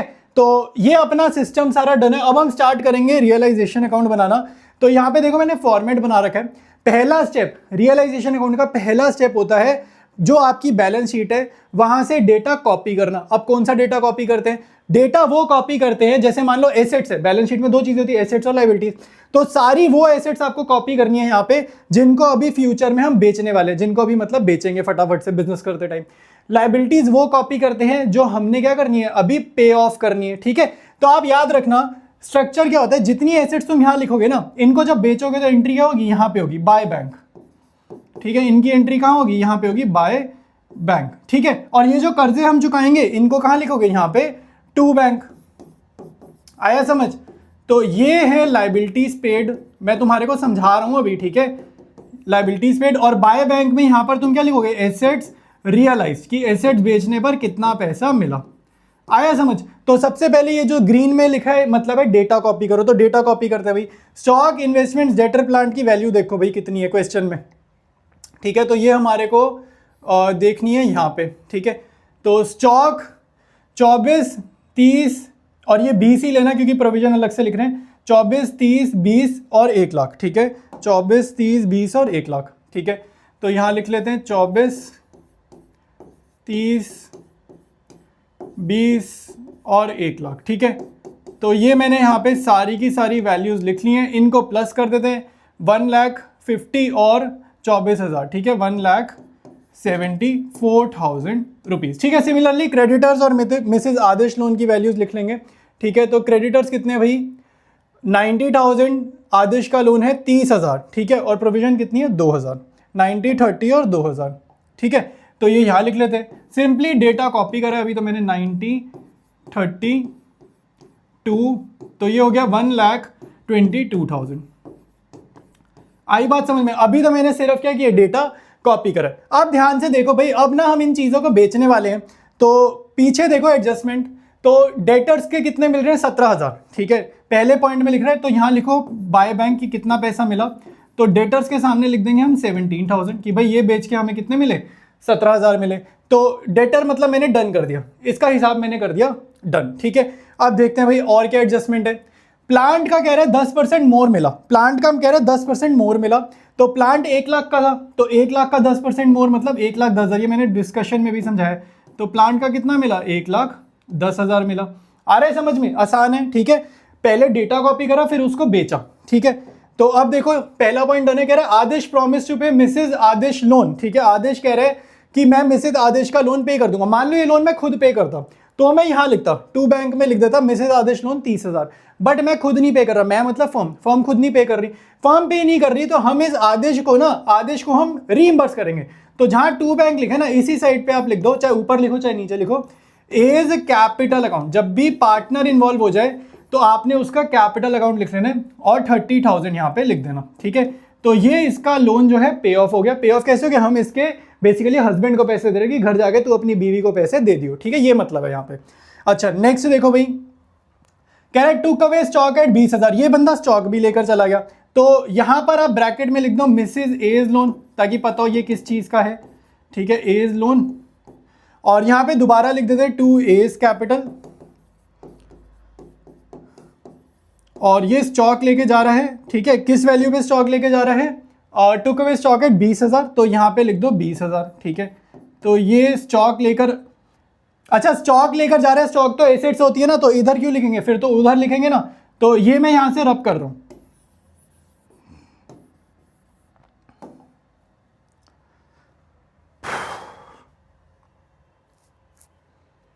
अब आदेश जो है स्टॉक भी लेकर जा रहा है, तो क्योंकि ये स्टॉक लेकर जा रहा है तो स्टॉक इधर है ना, तो अगर मैं बेचता तो यहां लिखता बाय बैंक में, तो क्योंकि पार्टनर लेकर जा रहा है तो बैंक में मत लिखो, बस उसका कैपिटल अकाउंट लिख दो। इतना सा काम तुम्हारे को याद रखना है। तो यहां लिख लो by as capital account, bracket में लिखो स्टॉक, और ये बंदा स्टॉक लेकर जा रहा है 20,000 में, ठीक है। सिंपल सी चीज है, या तो बाय बैंक टू बैंक में जाएगा, ठीक है, अगर वहां नहीं जा रहा तो पार्टनर का नाम लिखना है, बस ये चीज तुम्हें याद रखनी है, इतना आसान है ये वाला काम। नेक्स्ट देखो भाई, स्टॉक हो गया। थर्ड पॉइंट पे आ जाओ भाई, कह रहा है श्रेयांश टुक अवे आधी investments at a discount of 10%। तो ये इन्वेस्टमेंट्स कितने में लेकर जा रहा था, 13,500 में। तो इन्वेस्टमेंट्स लेकर जा रहे हैं ना, तो यहां पर लिख देते हैं बाय एसएस कैपिटल अकाउंट, ठीक है। ये भाई इन्वेस्टमेंट्स लेकर जा रहा है, ठीक है, इन्वेस्टमेंट्स लेकर जा रहे हैं, तो यहां लिखेंगे 13,500। ये कैसे फिगर है, मैंने अभी समझाया था, 15,000 माइनस 10%, अभी क्वेश्चन डिस्कशन में समझाया था, ठीक है। बाय बैंक में लिखते हैं नॉर्मल सिनारियो में, क्योंकि पार्टनर लेकर जा रहा है तो इन्वेस्टमेंट की जगह एसएस कैपिटल, ये ब्रैकेट में लिखा इन्वेस्टमेंट, ब्रैकेट लिखना ऑप्शन है, ब्रैकेट आप लिखो ना लिखो आपकी मर्जी है, ठीक है। नेक्स्ट देखो भाई, फिर बोल रहा है रिमेनिंग 15,000 की इन्वेस्टमेंट्स रियलाइज मतलब नकद पैसे कितने मिले, 4,500, 4,500। तो यहां पर लिख दो इन्वेस्टमेंट्स के कितने मिले भाई, इन्वेस्टमेंट्स के मिले 4,500, ठीक है। तो ये कैश में चली गई, मतलब बैंक में चली गई, ठीक है। नेक्स्ट देखो भाई, और क्या क्या कह रहे हैं, क्रेडिटर्स और paid off at a discount of 10%। तो क्रेडिटर्स का मैंने तुम्हें समझाया था 90 पे 10% 9,000, 90 का 10% 9,000, तो 81,000 में हमने क्रेडिटर्स पे ऑफ करे हैं। ठीक है, तो यहाँ लिख देते हैं भैया क्रेडिटर्स, टू बैंक वाली हेडिंग में लिख देते हैं क्रेडिटर्स। ठीक है, तो ये 81,000 में चले गए। ठीक है, अच्छा इसको अंदर ही लिख लेते हैं, 81,000 में चले गए। ठीक है, और नेक्स्ट देखो भाई एक्सपेंसेस ऑफ रियलाइजेशन कितने, 7,000। आप यहाँ पे भी लिख सकते हो। ठीक है, टू बैंक के नीचे भी लिख सकते हो, या फिर आप यहाँ पे टू बैंक दोबारा लिखो और लिखो रियलाइजेशन एक्सपेंसेस 7,000। तो अगर मैं ये ऐसे कर रहा हूँ तो मेरे को ये 81,000 बाहर लिखना पड़ेगा। ठीक है, तो आप जस्ट इसको अंडरलाइन कर लो क्योंकि सिंगल आइटम है ना, तो इसका टोटल क्या करेंगे, एक ही आइटम है। या फिर अगर किसी को ये नहीं लिखना तो इसको डायरेक्टली बाहर भी लिख सकता है। ठीक है, तो ये हमने कंप्लीट बना दिया रियलाइजेशन अकाउंट। एक बार चेक करते हैं कहीं कुछ रह तो नहीं गया। अगर कुछ नहीं रहता तो टोटल वगैरह करते हैं और बैलेंसिंग फिगर हमारा प्रॉफिट या लॉस आएगा। ऑलराइट, तो आगे करते हैं भाई, इसको बैलेंस करते हैं। कुछ भी हमारा नहीं छूटा, रियलाइजेशन अकाउंट बन चुका है। सबसे पहले तो इधर देखो ये 3 आइटम्स अंदर लिखे ना, इंटरनल लिखे, इनका बाहर टोटल करो। तो ये 1 2 3 ये 3 आइटम्स है, इनका टोटल आ रहा है 131,500। ठीक है, अब आपको देखो बड़ी साइड का टोटल करना है, तो यहाँ पे लिख देना भैया ये डेबिट है और ये साइड क्रेडिट है, ये जरूर से लिख कर आना। ठीक है, ऐसा ना हो इसकी वजह से आधा नंबर तुम्हारा कट जाए। अब ध्यान से देखो, बड़ी साइड अगर डेबिट आई तो तुम्हारा आंसर आएगा नुकसान, हमेशा की तरह, चाहे रिवैल्यूएशन अकाउंट बनाओ, ठीक है, चाहे रियलाइजेशन अकाउंट बनाओ, नियम सेम है। बड़ी साइड अगर डेबिट आई तो आंसर आएगा बाय लॉस, अगर क्रेडिट साइड ज्यादा आई तो आंसर आएगा प्रॉफिट। ठीक है, लेकिन प्रॉफिट फिर इधर आएगा टू गेन या टू प्रॉफिट करके। ठीक है, तो अपना जो साइड टोटल आ रही है वो ये आ रही है, तो यहाँ पे इसका जो टोटल आ रहा है वो आ रहा है 2,92,000। तो बड़ी साइड का टोटल है और इसको करो डबल लाइन से नीचे। ठीक है, मार्किंग कर देना, और यहाँ पे भी बड़ी साइड का टोटल होगा कॉपी, और उसके बाद यहाँ पे 2 लाइंस जरूर बनाना। ठीक है, कि टोटल को वो सिग्निफाई करते हैं। यहाँ पे आप लिखोगे बाय कैपिटल और ब्रैकेट में लिख देना लॉस। ठीक है, तो 2,92,000 में से 1 2 3 4 ये आइटम्स आप सब्ट्रैक्ट करोगे, आपका आंसर आएगा 5,000 का लॉस। ठीक है, तो हमारे पार्टनर्स का नाम है ए और एस, और इनकी जो PSR है वो मुझे जहाँ तक ध्यान है 3:2 है। तो 5,000 को बांटते हैं 3,000 और 2,000 में। ठीक है, तो ये जो है तुम्हारा रियलाइजेशन अकाउंट इस क्वेश्चन का कंप्लीट है। डिस्कस करेंगे हम लोग अब अपना अगला सवाल, ये भी सेम क्वेश्चन है रियलाइजेशन अकाउंट का। जितना बोला उतना बनाना, पार्टनर्स कैपिटल बैंक अकाउंट अपनी मर्जी से मत बना के आना कि मुझे आता है। ठीक है, तुम्हारे आने के नंबर नहीं मिलेंगे, जितना पूछ रहा है वो करके आना। ठीक है, ये भी बोर्ड में आया हुआ क्वेश्चन है। और स्टार्ट करते हैं, मैं तुम्हारे को बैलेंस शीट कैसे रीड करती है सारी चीजें एक बार बहुत डिटेल में बताता हूँ। तो PSR गिवन है 3:2। बैलेंस शीट में ध्यान से देखो, आपको लायबिलिटीज में गिवन है क्रेडिटर्स, ये आपका रियलाइजेशन में जाएगा। आउटस्टैंडिंग एक्सपेंस रियलाइजेशन में ट्रांसफर होगा, कॉपी पेस्ट। प्रोविजन भी कॉपी पेस्ट होगा। 9% लोन थर्ड पार्टी लोन है। परसेंटेज से मत घबरा जाना, यहाँ परसेंटेज लिखिए, परसेंटेज से मत घबरा जाना। परसेंटेज का मतलब होता है इंटरेस्ट वगैरह, लेकिन अपने आप कुछ नहीं करना, हमेशा एडजस्टमेंट देखना, इसके बारे में कुछ ना कुछ बोल देगा। ठीक है, कैपिटल्स ये तो पार्टनर्स कैपिटल अकाउंट में जाएंगे। ठीक है, अब ध्यान से देखो, बैंक रियलाइजेशन में नहीं जाएगा क्योंकि ऑलरेडी लिक्विड है, ऑलरेडी नकद है। ठीक है, कैश में ऑलरेडी कन्वर्टेड है। अदर करंट एसेट्स आपके पास ये रियलाइजेशन में जाएंगी, मशीनरी जाएगी, ये भी जाएगा। पेटेंट्स रियलाइजेशन में जाएंगे, गुडविल रियलाइजेशन में जाएगा। P&L अकाउंट आपका पार्टनर्स कैपिटल में जाएगा। ठीक है, तो ध्यान रखना कि इसको रियलाइजेशन मत भेजना। गुडविल और पेटेंट्स को बच्चे कई बार नहीं भेजते, इनटेंजिबल एसेट्स में बता दूं भेजते हैं। ठीक है, रियलाइजेशन में भेजते हैं। अब नीचे देखो, आपको एडजस्टमेंट दे रहे हैं, कह रहे हैं on the above date the firm was dissolved. यहां से पता चल रहा है डिसोल्यूशन चैप्टर का क्वेश्चन आया हुआ है।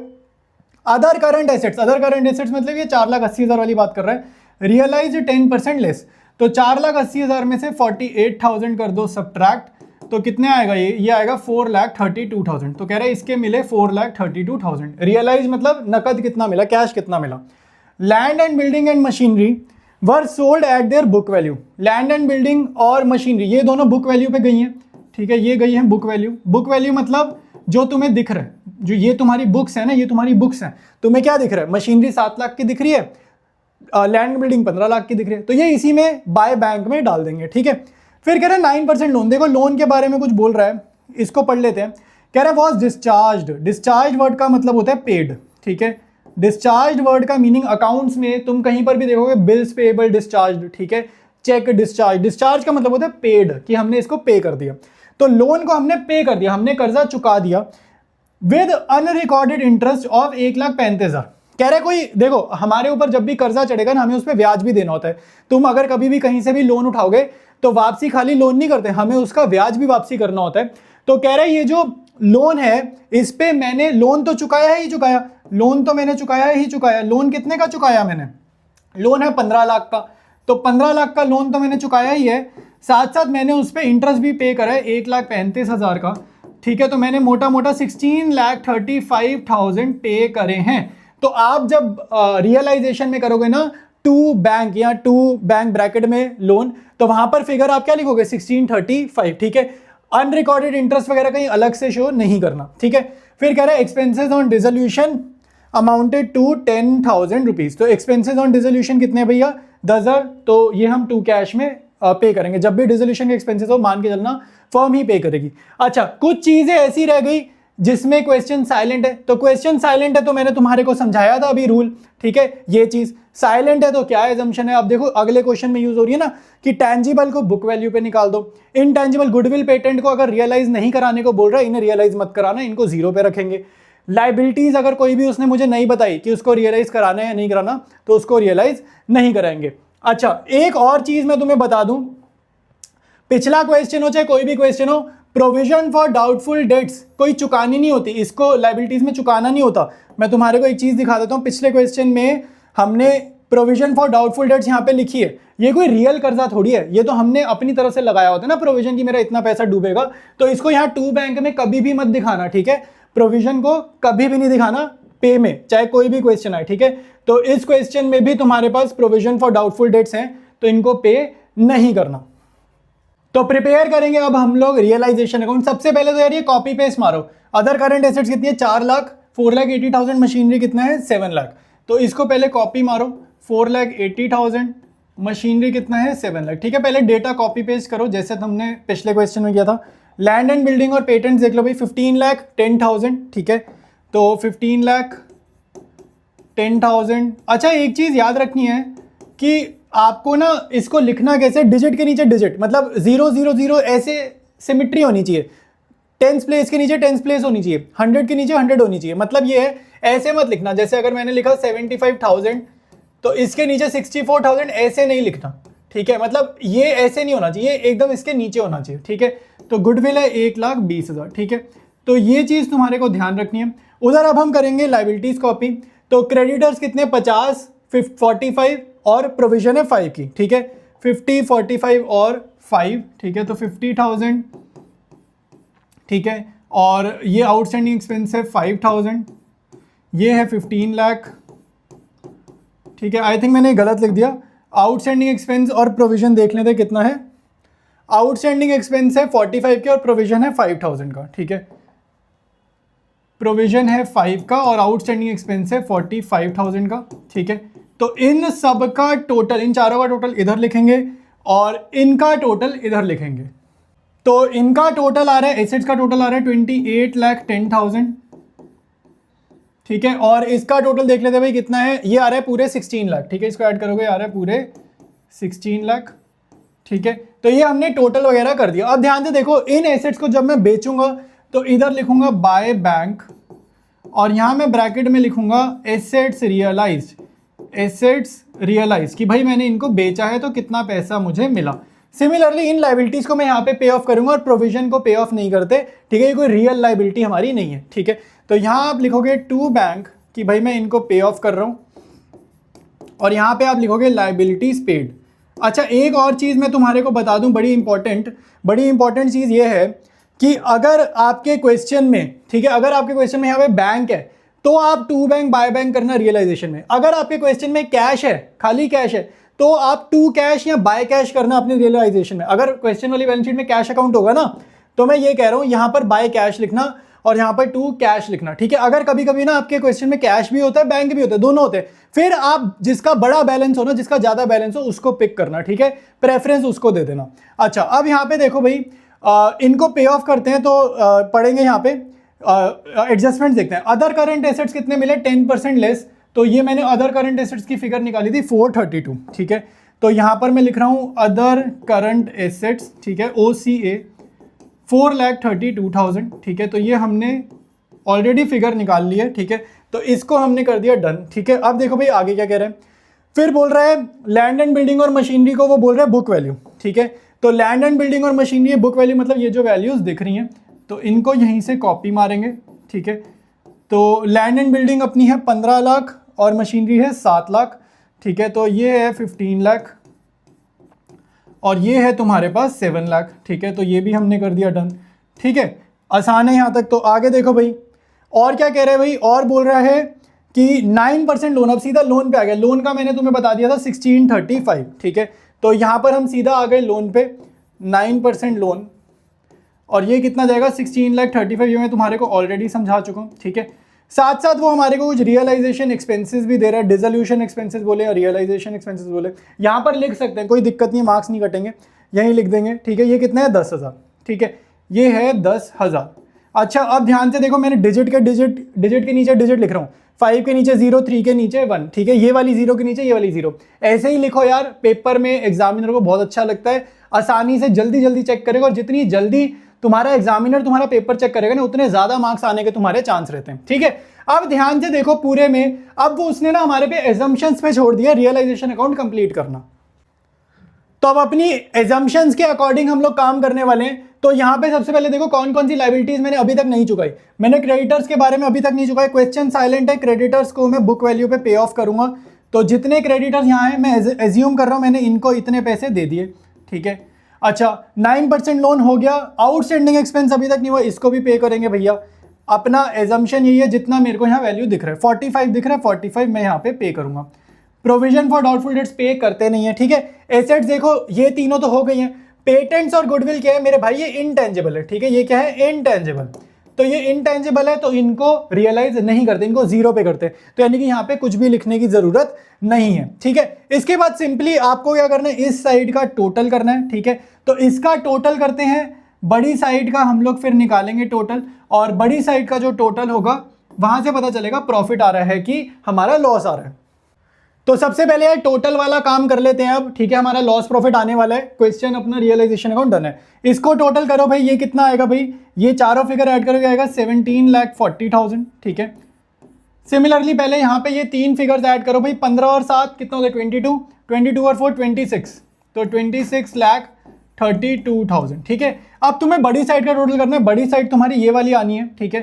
तो इसको तुम लोग ऐड कर दोगे तो ये 40 और 10 आ रहा है 50,000, ठीक है। और ये 28 और 17, ठीक है, 38, तो ये हो गया 45, ठीक है, 45, ठीक है। इसको ऐड करो तो बड़ी साइड का टोटल करेंगे, इधर कॉपी, ठीक है। तो ये आएगा 45,50,000, ठीक है। अब एक चीज याद रखना, बड़ी साइड जब डेबिट आएगी इधर आएगा लॉस, तो आपको by loss transfer to partners capital account इतना बड़ा मत लिखो, सिर्फ छोटा सा लिखो बाय कैपिटल अकाउंट, ठीक है। ब्रैकेट में लिख दो लॉस, ठीक है, ब्रैकेट में लिख दो लॉस। पीएसआर यहाँ पे लिख लेंगे 3:2, ठीक है। पार्टनर्स के नाम क्या थे, मेरे को तो नाम ही नहीं ध्यान आ रहे, ठीक है, नाम देखने पड़ेंगे एक बारी। जी और एम, ठीक है, पार्टनर्स के नाम है जी और एम, तो जी और एम, ठीक है। ये कितना आएगा भाई 45-50 में से दोनों आइटम्स माइनस करोगे आएगा 3,18,000 रुपए। 318 को 3:2 में बांटते हैं, तो ये बांट दिया है, तो ये हमारा डिस्ट्रीब्यूट होने पे आएगा 1,98,100 और दूसरी फिगर आएगी 1,27,200, ठीक है। तो ये जो है तुम्हारे सामने कंप्लीट रियलाइजेशन अकाउंट डन है। बारी आ गई है अगले क्वेश्चन की। ये क्वेश्चन अच्छा है, इसमें ना तुम्हें कंप्लीट काम करना है, रियलाइजेशन भी बनाना है, पार्टनर्स कैपिटल भी बनाना है और कैश अकाउंट या बैंक अकाउंट भी बनाना है। तो सबसे पहले तो चेक करो भाई फर्म कौन सा अकाउंट मेंटेन करती है, फर्म मेंटेन करती है बैंक अकाउंट, ठीक है। तो हम लोग पूरे क्वेश्चन में बाय बैंक टू बैंक यही करेंगे। अगर फर्म का यहाँ पे तुम्हें कैश दिख जाएगा तो तुम पूरे क्वेश्चन में टू कैश बाय कैश करोगे, ठीक है। ऊपर पार्टनर्स पढ़ लो भाई, प्रदीप और राजेश, ठीक है, 2 पार्टनर्स हैं, इनकी पीएसआर है 3:2, ठीक है, 3:2। They decided to dissolve the partnership on इतना। अच्छा एक चीज मैंने नोटिस करी है, ज्यादातर क्वेश्चन में बोर्ड में रेशो 3:2 ही दे रहा है। एडमिशन वगैरह में भी 3:2 बहुत बारी आई थी, ठीक है, डिसोल्यूशन में भी 3:2 बहुत बारी आ रही है। वो इस रेशो पे पता नहीं क्यों बार बार तुम्हारे को सवाल दे रहे हैं। अब देखो कह रहे आगे कह रहे P was disputed, P was deputed मतलब इसको हमने असाइन करा, इसको हमने ड्यूटी दी कि भैया तुम करो ये रियलाइजेशन वाला काम, रियलाइज द एसेट्स एंड पे ऑफ द लायबिलिटीज। अब ध्यान से देखो एक बड़ी इंटरेस्टिंग चीज बता रहा हूँ, he was paid 1,000 as commission for his services. एक बड़ी इंटरेस्टिंग चीज बता रहा हूँ, यूजुअली बैलेंस शीट यहाँ पे होती है, और इसके ऊपर कुछ भी काम का नहीं होता, कभी भी इसके ऊपर कुछ भी काम का नहीं होता, हमेशा PSR दे देगा। इस क्वेश्चन में एक एडजस्टमेंट दी है, तो अगर तुम बैलेंस शीट के ऊपर अपने पेपर में ध्यान से नहीं पढ़ोगे ना, एक एडजस्टमेंट तुम्हारी रह जाएगी।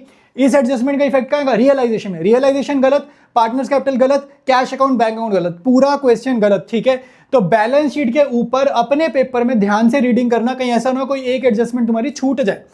तो अब देखो बैलेंस शीट में तुम्हारे को समझा देता हूँ इसकी रीडिंग, कौन कौन सी चीज रियलाइजेशन में जाएगी। क्रेडिटर्स जाएगा, मिसेस पी का लोन जाएगा, पार्टनर का लोन नहीं जाता है नॉर्मल सिनारियो में अनलेस एंड अनटिल कोई एडजस्टमेंट ऐसी हो। ठीक है, तो ये नहीं जाएगा।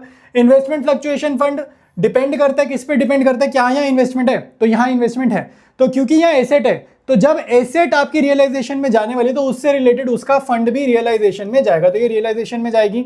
ठीक है, यहाँ पे देखो भाई बिल्डिंग जाएगा रियलाइजेशन, इन्वेस्टमेंट, डेटर प्रोविजन भी जाएगी, क्योंकि ये दोनों साथ साथ ही होते हैं हमेशा, रियलाइजेशन में जाएगा। बैंक रियलाइजेशन में नहीं जाएगा, P&L पार्टनर्स कैपिटल में जाएगा, गुडविल रियलाइजेशन में जाएगा। बच्चे गुडविल हमेशा भूल जाते हैं रियलाइजेशन में भेजना। ठीक है, तो ये सारी पॉइंट्स मैंने तुम्हें बता दिए। नेक्स्ट देखो भाई, आपको यहाँ पे कुछ चीजें बोल रहा है, एडजस्टमेंट्स हो गई। प्रदीप अग्रीड टू पे ऑफ हिज वाइफ लोन, ये टाइप का तो हम बहुत बारी कर चुके हैं कि भाई किसी की बीवी का लोन है, तो पार्टनर कहता है कि आप मुझे पैसे दे दो, मैं घर जाके वो पैसा अपनी वाइफ को दे दूंगा। ठीक है, तो हमारे को लोन माफ नहीं हुआ, ये लोन माफ नहीं, हम पार्टनर को पैसा दे देंगे। ठीक है, नेक्स्ट है डेटर्स रियलाइज, अमाउंट दे दिया उसने। इन्वेस्टमेंट सोल्ड टू राजेश, इसका मतलब पता है क्या? राजेश टुक इन्वेस्टमेंट्स। इसी लाइन को वो ऐसे भी लिख सकता है, राजेश टुक इन्वेस्टमेंट्स। ठीक है, तो वो ऐसे भी लिख सकता है। तो हम जब इन्वेस्टमेंट बेचते नॉर्मल केस में तो बाय बैंक लिखते, लेकिन यहाँ पे पार्टनर ले गया ना, तो बाय आर्स कैपिटल अकाउंट करेंगे। ठीक है, नेक्स्ट देखो बिल्डिंग कितना मिला पैसा, ये बहुत आसान है, कुछ कुछ चीजें तो आ गई है। ई पॉइंट डिस्कस करेंगे, ये वो पॉइंट है जो तुम्हारा क्वेश्चन मेक या ब्रेक कर सकता है। ध्यान से सुनना, इसमें ना तुम्हारे को एक चीज बताऊंगा और इस चीज का ध्यान रखना। मुझे ऐसा लगता है बहुत बच्चे ने इस चीज का ध्यान ही नहीं देते। आपको कह रहे हैं कि आपको क्रेडिटर्स को पे करना है आफ्टर 2 मंथ्स। ठीक है, तो सबसे पहले चेक करो भाई हमारे पास क्रेडिटर्स हैं कितने के। तो हमारे पास क्रेडिटर्स हैं ये रे 80,000 के। ठीक है, हमारे पास क्रेडिटर्स हैं 80,000 के, तो मुझे इनको पे करना है 2 महीने बाद। तो मुझे आइडियली तो 80,000 देने चाहिए थे, बट क्योंकि मैं फॉर्म बंद कर रहा हूं तो मैं इनको ना 2 महीने जल्दी पे करने वाला, क्योंकि मैं फॉर्म बंद कर रहा हूं। तो हमें क्या मिल रहा है? एक डिस्काउंट मिल रहा है 10% का।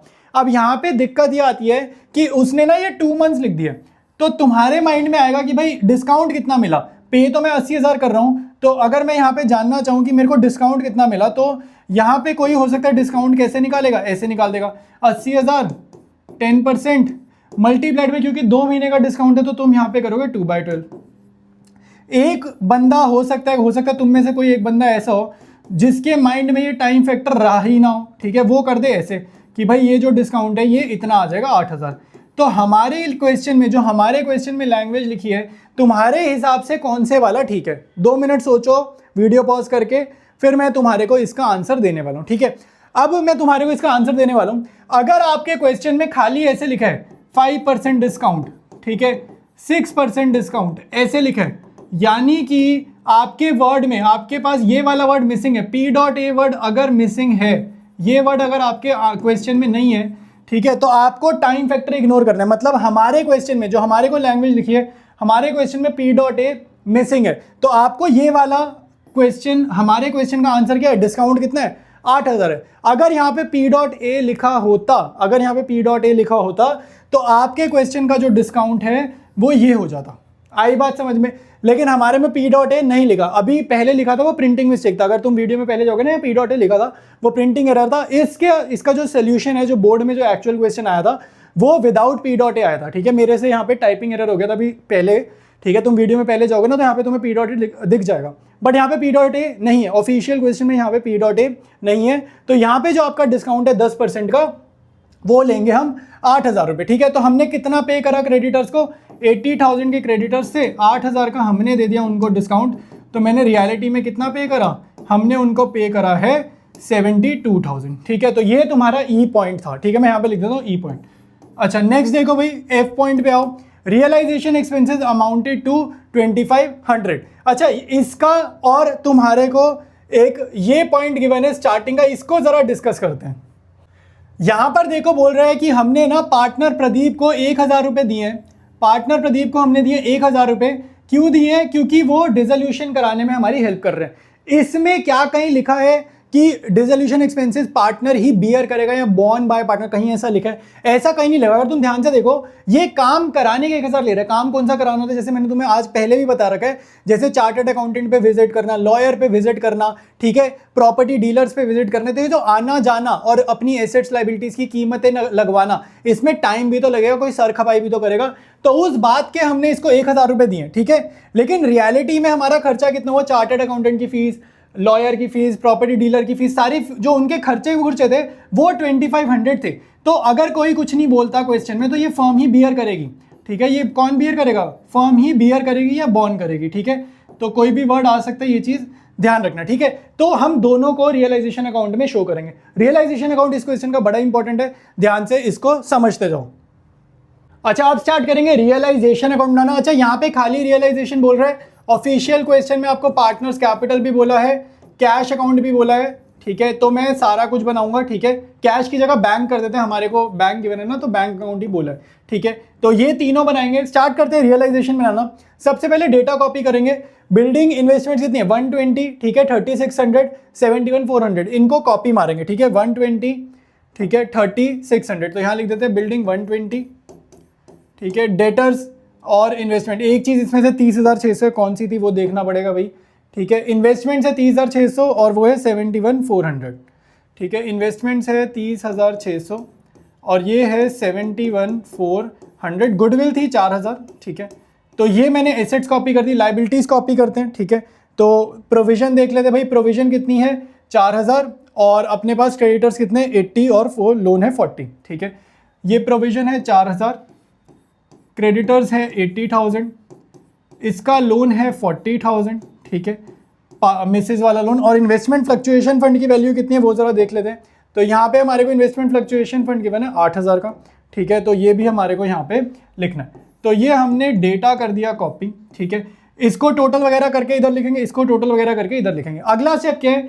इसको यहाँ पे पे ऑफ करना है, ठीक है। तो टू बैंक और यहाँ लिखेंगे लाइबिलिटीज पेड, ठीक है। टू बैंक और यहाँ लिखेंगे लाइबिलिटीज पेड, और इनको यहाँ पे ऑफ करने वाले हम यहाँ लिखेंगे बाय बैंक, और यहाँ पे हम लिखेंगे एसेट्स रियलाइज्ड, ठीक है, एसेट्स रियलाइज्ड, ठीक है। तो ये काम हमने यहाँ पर कर दिया। अब देखो किसको कैसे पे करने, एडजस्टमेंट्स देख लेते भैया। पी अग्रीड टू पे of his wives loan. P को अगर मान लो हम खुद पे करते तो यहाँ टू बैंक में लिख देता, बट ये जो वाइफ का लोन है ये पी पे कर रहा, तो हम पी के कैपिटल में डालेंगे 40,000, तो यहाँ लिख देते हैं टू पीज कैपिटल, ठीक है। पीज कैपिटल ब्रैकेट में लिख देना वाइफ्स लोन, ठीक है। और ये हो गया 40,000 का, इसका काम हो गया खत्म, ठीक है, इसका काम हो गया खत्म। नेक्स्ट देखो भाई, नेक्स्ट है डेटर्स रियलाइज 60,000।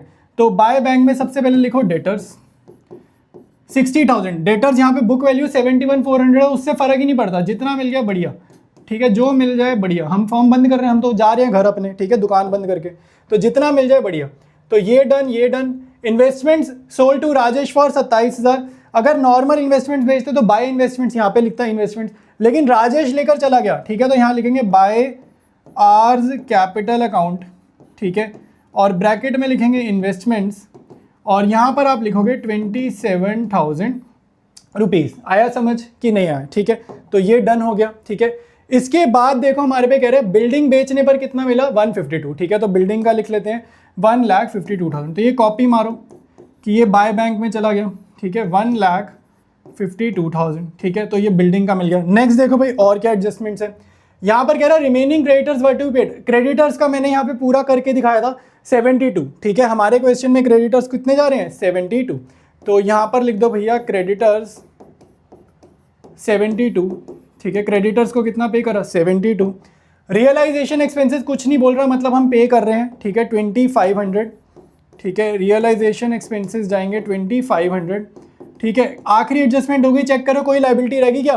लोन हो गया, क्रेडिटर्स हो गया, प्रोविजन अब किसी को पे थोड़ी करेंगे, अपनी है ये, तो अपनी चीज़ है। इन्वेस्टमेंट फ्लक्चुएशन फंड भी पे नहीं करते, ये भी कहीं नहीं जाएगा, ठीक है। अच्छा, एक स्टार्टिंग की एडजस्टमेंट हमारी रह गई, ये वाली जो मैंने बोला था ना बैलेंस शीट के ऊपर, he was paid 1,000 as commission.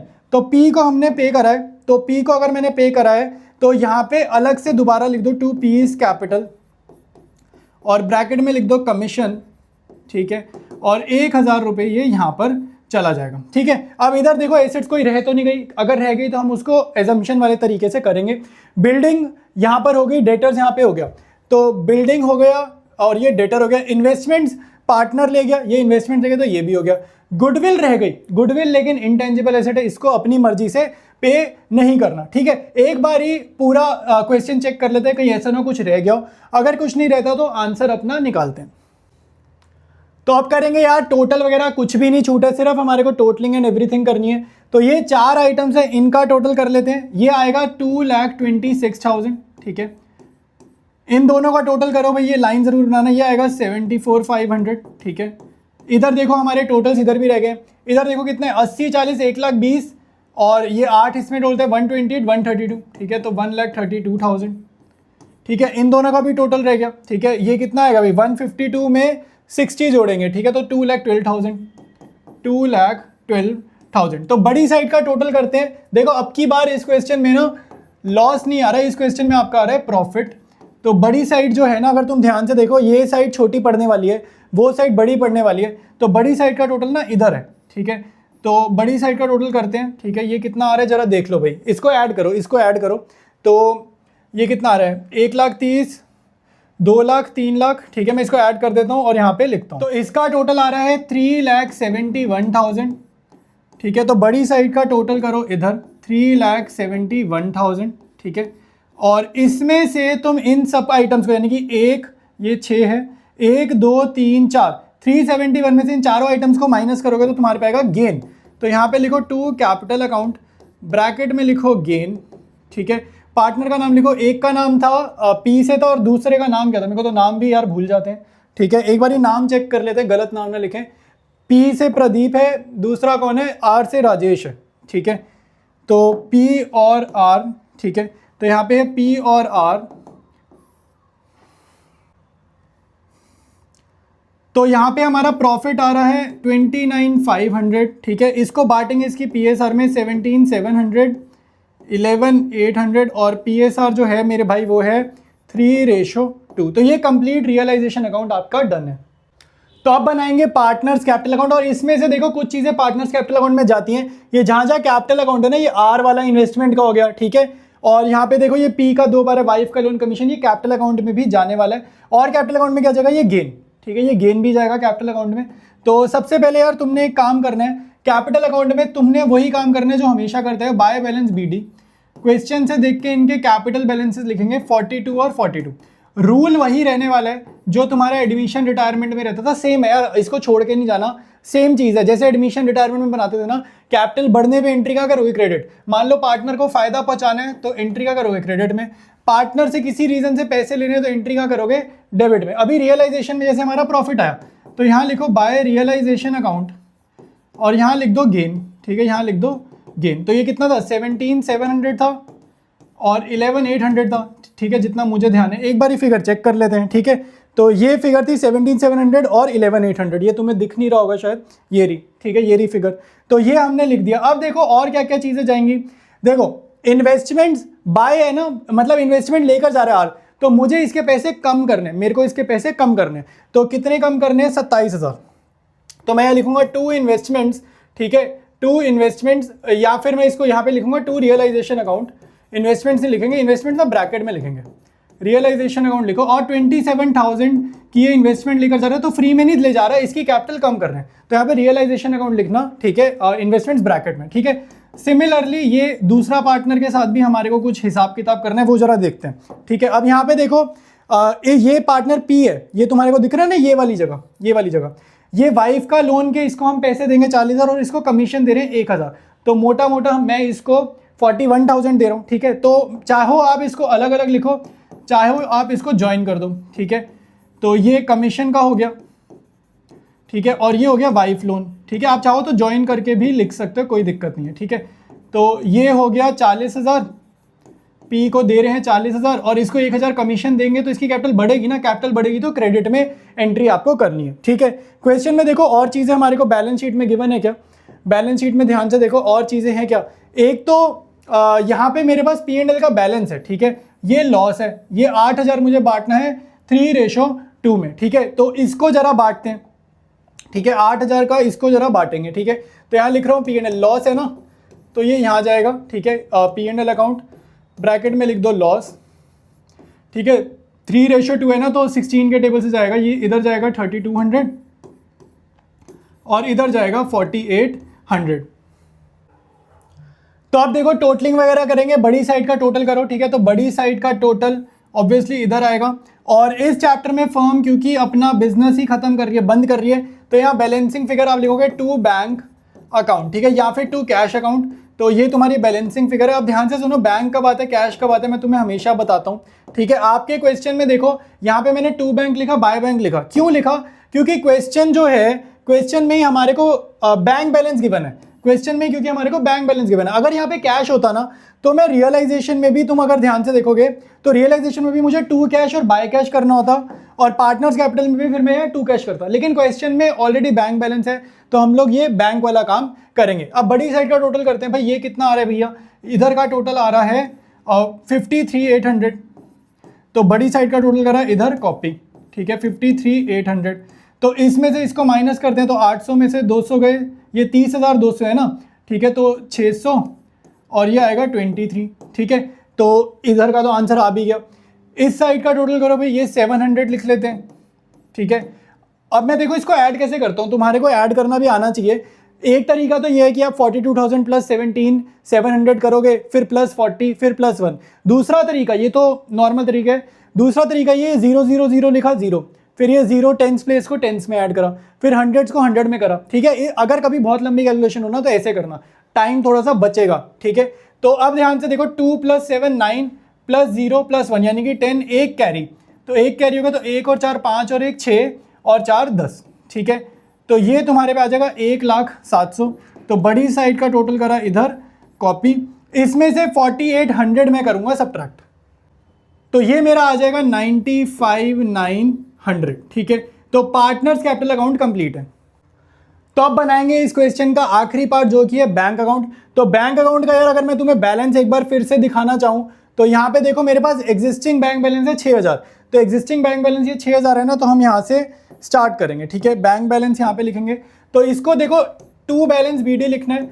अब तुम्हारे माइंड में डाउट आएगा कि भैया इसको हम क्रेडिट में नहीं लिख सकते क्या हम बाय में नहीं लिख सकते? देखो बाय में आप कभी भी नहीं लिखोगे, बाय में लिखते हैं लाइबिलिटीज का ओपनिंग बैलेंस, ये हमारा एसेट है, ठीक है। बाय में लिखते हैं लाइबिलिटीज का ओपनिंग बैलेंस, ये लाइबिलिटी थोड़ी है, तो एसेट है, तो 2 बैलेंस BD ही लिखना पड़ेगा, ठीक है। अब ध्यान से देखो, पार्टनर्स कैपिटल अकाउंट से बैंक वाली ट्रांजेक्शन एक ये है मेरे पास, ठीक है। तो यहाँ इसका क्या मतलब है, बिजनेस से पैसा जा रहा है, ठीक है, ये बिजनेस से पैसा लेकर जा रहे हैं, ठीक है। तो बिजनेस से पैसा लेकर जा रहे हैं, तो एंट्री इधर करें या इधर करें, क्रेडिट में। अब मैं तुम्हें बैंक अकाउंट समझाता हूँ। जब भी बिजनेस में पैसा आएगा, जब भी बिजनेस में पैसा आएगा, इनफ्लो होगा, पैसा आएगा तो डेबिट में एंट्री करते हैं। जब भी बिजनेस से पैसा जाएगा, पेमेंट करोगे, कुछ भी करोगे, जब भी बिजनेस से पैसा जाएगा तो एंट्री कहाँ करोगे, क्रेडिट में करोगे, ठीक है। तो पार्टनर लेकर जा रहे हैं, तो by P's capital account, P कितना लेके जा रहा है, और बाय आर्स कैपिटल अकाउंट, ठीक है, आर कितना लेकर जा रहा है। तो ये तुम्हारे पार्टनर्स कैपिटल अकाउंट की जो बैलेंसिंग फिगर आई थी ना, जो पार्टनर्स कैपिटल अकाउंट का आंसर आया था, वो फिगर तुम्हारे को यहाँ पे लिखनी है।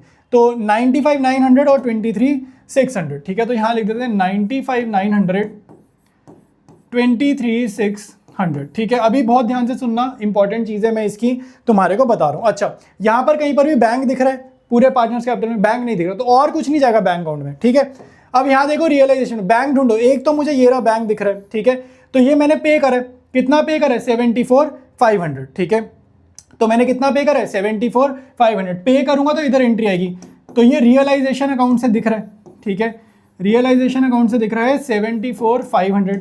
क्यों था ये, क्यों था, रीजन यहाँ पे लिख दो, लाइबिलिटीज पेड, ठीक है, लाइबिलिटीज को पे करा है हमने, ठीक है। और देखते हैं भैया, अब हम जा रहे हैं दोबारा रियलाइजेशन अकाउंट में, और कहीं है 2 बैंक, यहाँ पे देखो कहीं पर भी नहीं है 2 बैंक, ये था, ये मैंने कर दिया।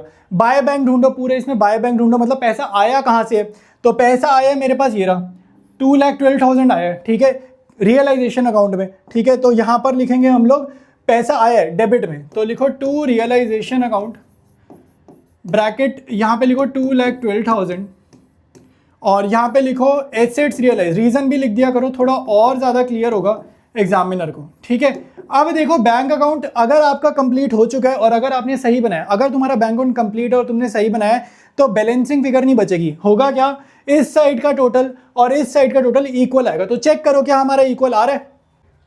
तो अगर मैं तुम्हारे को यहाँ पे नोटिस कराऊं तो बड़ी साइड आ रही है ये वाली, ठीक है। तो यहाँ पर आ रहा है 2,18,000, तो हमारा टोटल ना सेम नहीं आ रहा, तो सेम आना चाहिए। अब यहाँ पर मैं एक कलाकारी तो ये कर सकता हूँ, आंख बंद करके यहाँ पे 2,18,000 देख लूँ, बट टीचर नंबर काट देगा क्योंकि उसको भी पता तुम कलाकारी कर रहे हो।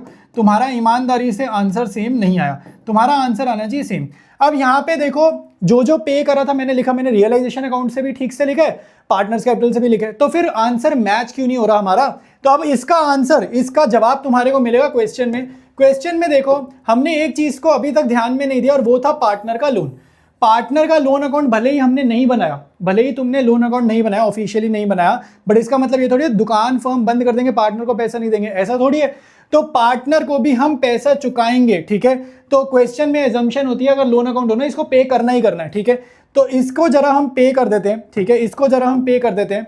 तो यहाँ पे लिखो बाय आर्स लोन अकाउंट, 24,000 का लोन था, इसको हम पे करेंगे, आउटफ्लो है ना, इधर एंट्री आएगी 24,000, और ये फिगर यहां डालते ही तुम्हारा दोनों साइड का आंसर मैच हो जाएगा और ये क्वेश्चन अपना डन है। ऑलराइट, तो अब बारी आ गई इस वीडियो के सबसे मेन क्वेश्चन की। ईयर देख रहे हो उस पे क्या लिखा है, ईयर, ईयर पढ़ो जरा, ठीक है। ये साल है तुम्हारा, ये अब तक बोर्ड में नहीं आया हुआ, लेकिन मैं तुम्हें बता दूं तुम्हारा जो अकाउंट्स का ट्रेंड है ना, वो ट्रेंड है मिसिंग वैल्यू वाले क्वेश्चंस का। इस चैप्टर से मिसिंग वैल्यू वाला क्वेश्चन बड़े आराम से बन सकता है, बहुत सारे स्कूल के प्री बोर्ड्स में भी आया हुआ है ऐसा क्वेश्चन, ठीक है। तो इस क्वेश्चन को सॉल्व करो, कैसे सॉल्व करने एक एक चीज मैं तुम्हारे को समझा रहा हूं।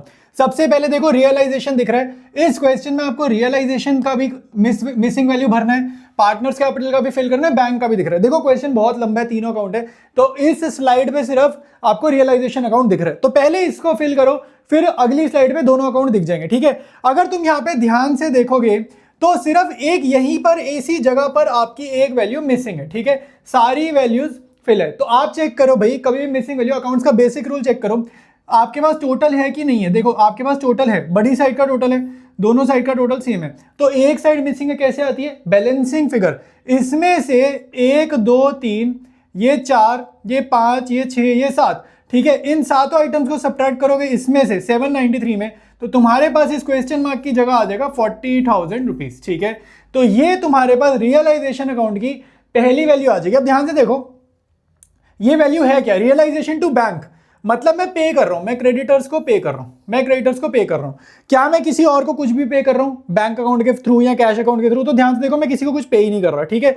ये हमारा गेन है, प्रॉफिट है।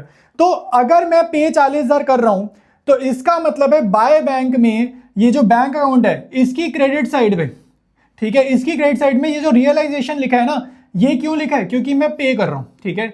अगर तुम्हें बैंक अकाउंट का स्ट्रक्चर याद है, बैंक अकाउंट का स्ट्रक्चर याद करो क्या होता है, पेमेंट जितनी भी होती है वो आउटफ्लोज, पेमेंट जितनी भी होती है यानी कि खर्चे, आउटफ्लोज किधर आते हैं, क्रेडिट में। पैसा जब भी आता है किधर जाता है, डेबिट में। तो पैसा जब भी आता है किधर जाता है, डेबिट में, ठीक है। तो ये हटा देते हैं, ये ऐसी है, प्रिंटिंग एरर है, ये भी हटा दिया, ठीक है। तो बाय रियलाइजेशन ये कौन सा आया, 40,000 पेमेंट का। अब ऊपर पार्टनर्स कैपिटल अकाउंट देखो, यहां पर क्या आता है, पहली आइटम पार्टनर्स कैपिटल अकाउंट की, इधर क्रेडिट में क्या आती है बताओ भाई, पहले तो ये पता होना चाहिए, यहां आता है बाय बैलेंस बीडी, ठीक है, यहां क्या आता है, बाय बैलेंस बीडी।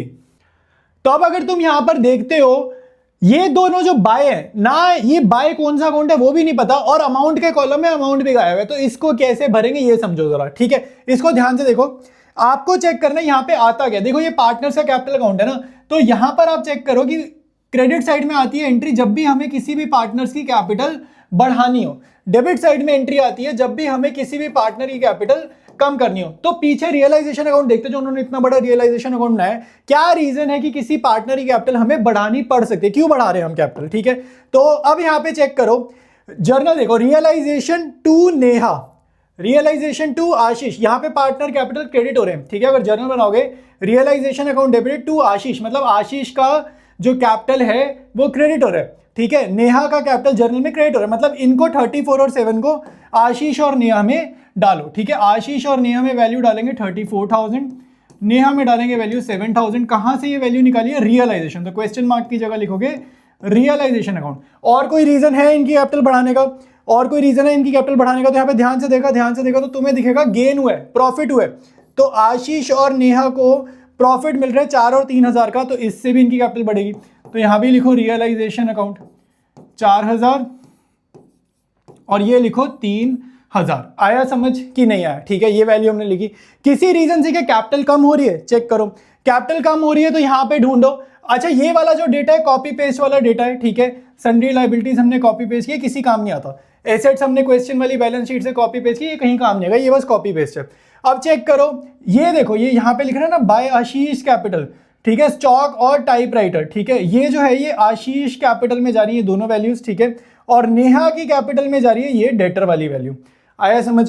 तो आशीष में ये दोनों वैल्यूज कितनी है भाई, इन दोनों को प्लस किया तो ये आ रहा है 198 और नेहा में कितनी जा रही है 40।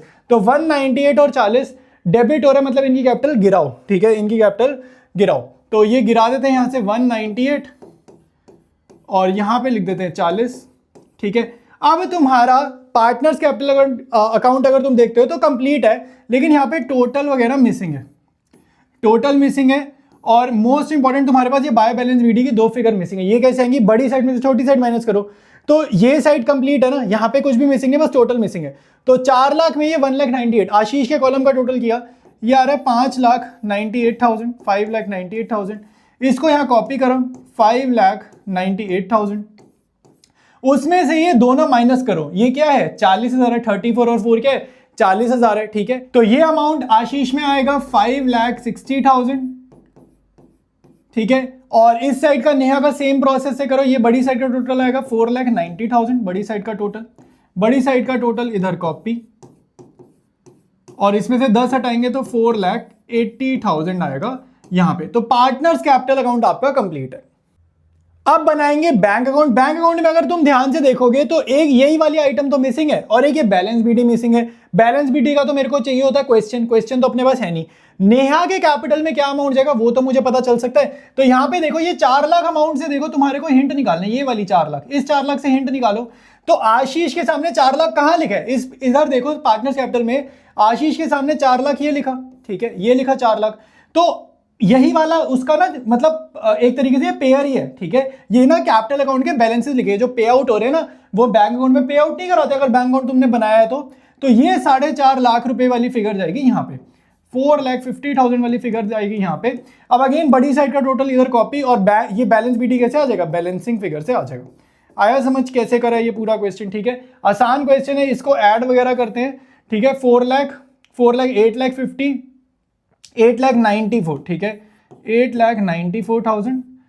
तो बड़ी साइड का टोटल करेंगे इधर कॉपी 8,94,000, उसमें से जाएंगे 4,90,000 तो 4,04,000।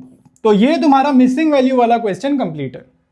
तो अब करेंगे हम लोग अपना अगला सवाल। देखो सैंपल पेपर का क्वेश्चन है और इसको पता है क्या बोलते हैं, इसको बोलते हैं सीबीक्यू। सीबीक्यू क्या होता है पहले मैं तुम्हें बताता हूँ, ये कैटेगरी है, ये है सीबीक्यू।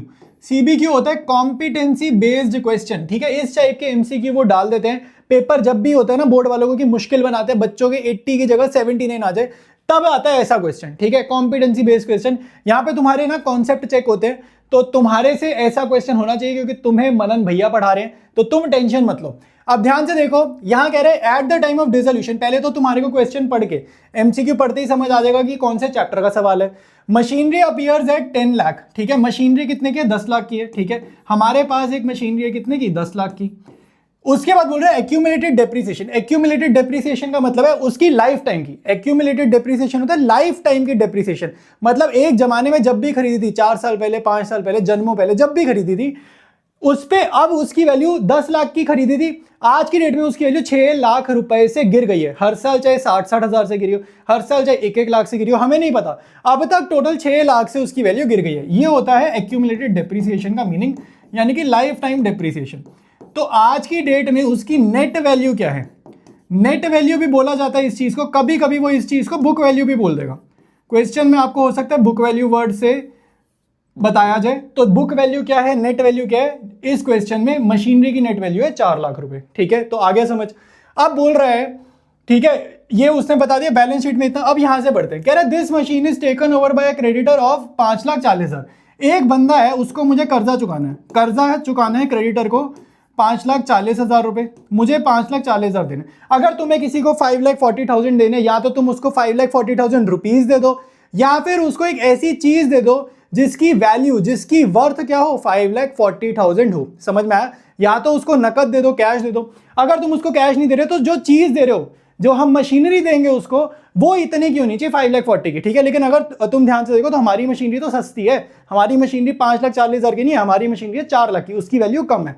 तो अब आगे देखो, क्रेडिटर कहता है कि क्रेडिटर को हमें देने तो 5,40,000 है।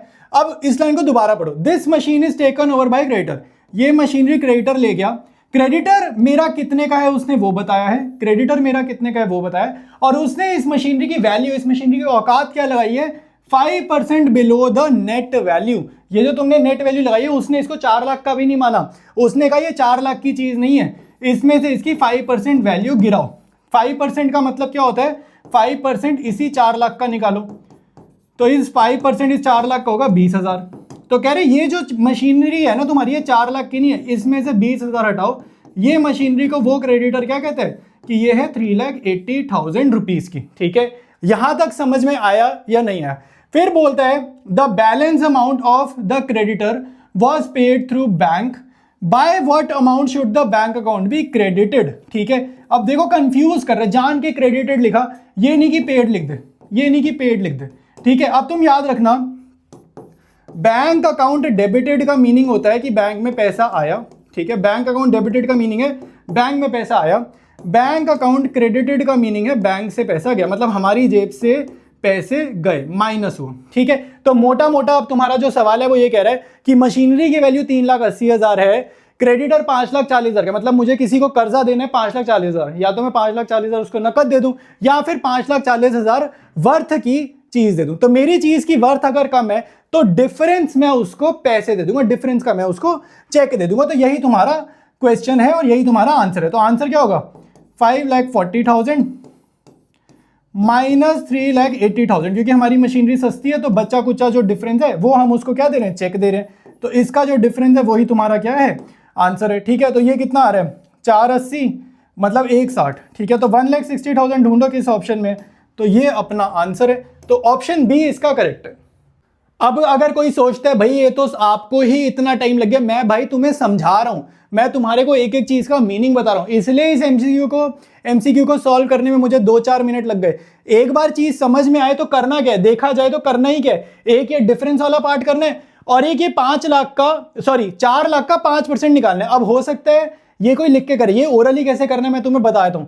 ये ओरली कैसे करना है भाई, हमेशा किसी भी चीज का, जैसे 4 लाख है, इसका ना 10% निकाल लो, 10% निकाल लो। 10% किसी भी चीज का ना लिखकर निकालने का ना एक तरीका होता है, जैसे यूनिट्स प्लेस बस हटाना होता है, ज्यादा कोई मुश्किल नहीं है। बहुत बच्चों को पता होगा ये, बहुत बच्चों को हो सकता है ना पता हो। तो ये 10% आ गया, ठीक है। जैसे 3 लाख का 10% 30,000, 1 लाख का 10% 10,000, ठीक है। किसी भी चीज का 5% निकालो, पहले 10% निकालो और उसका जस्ट आधा कर दो। तो 4 लाख का 10% 40,000 और उसका जस्ट आधा कर दो 20,000। तो ये तो ओरली कैलकुलेशन हो जाएगा।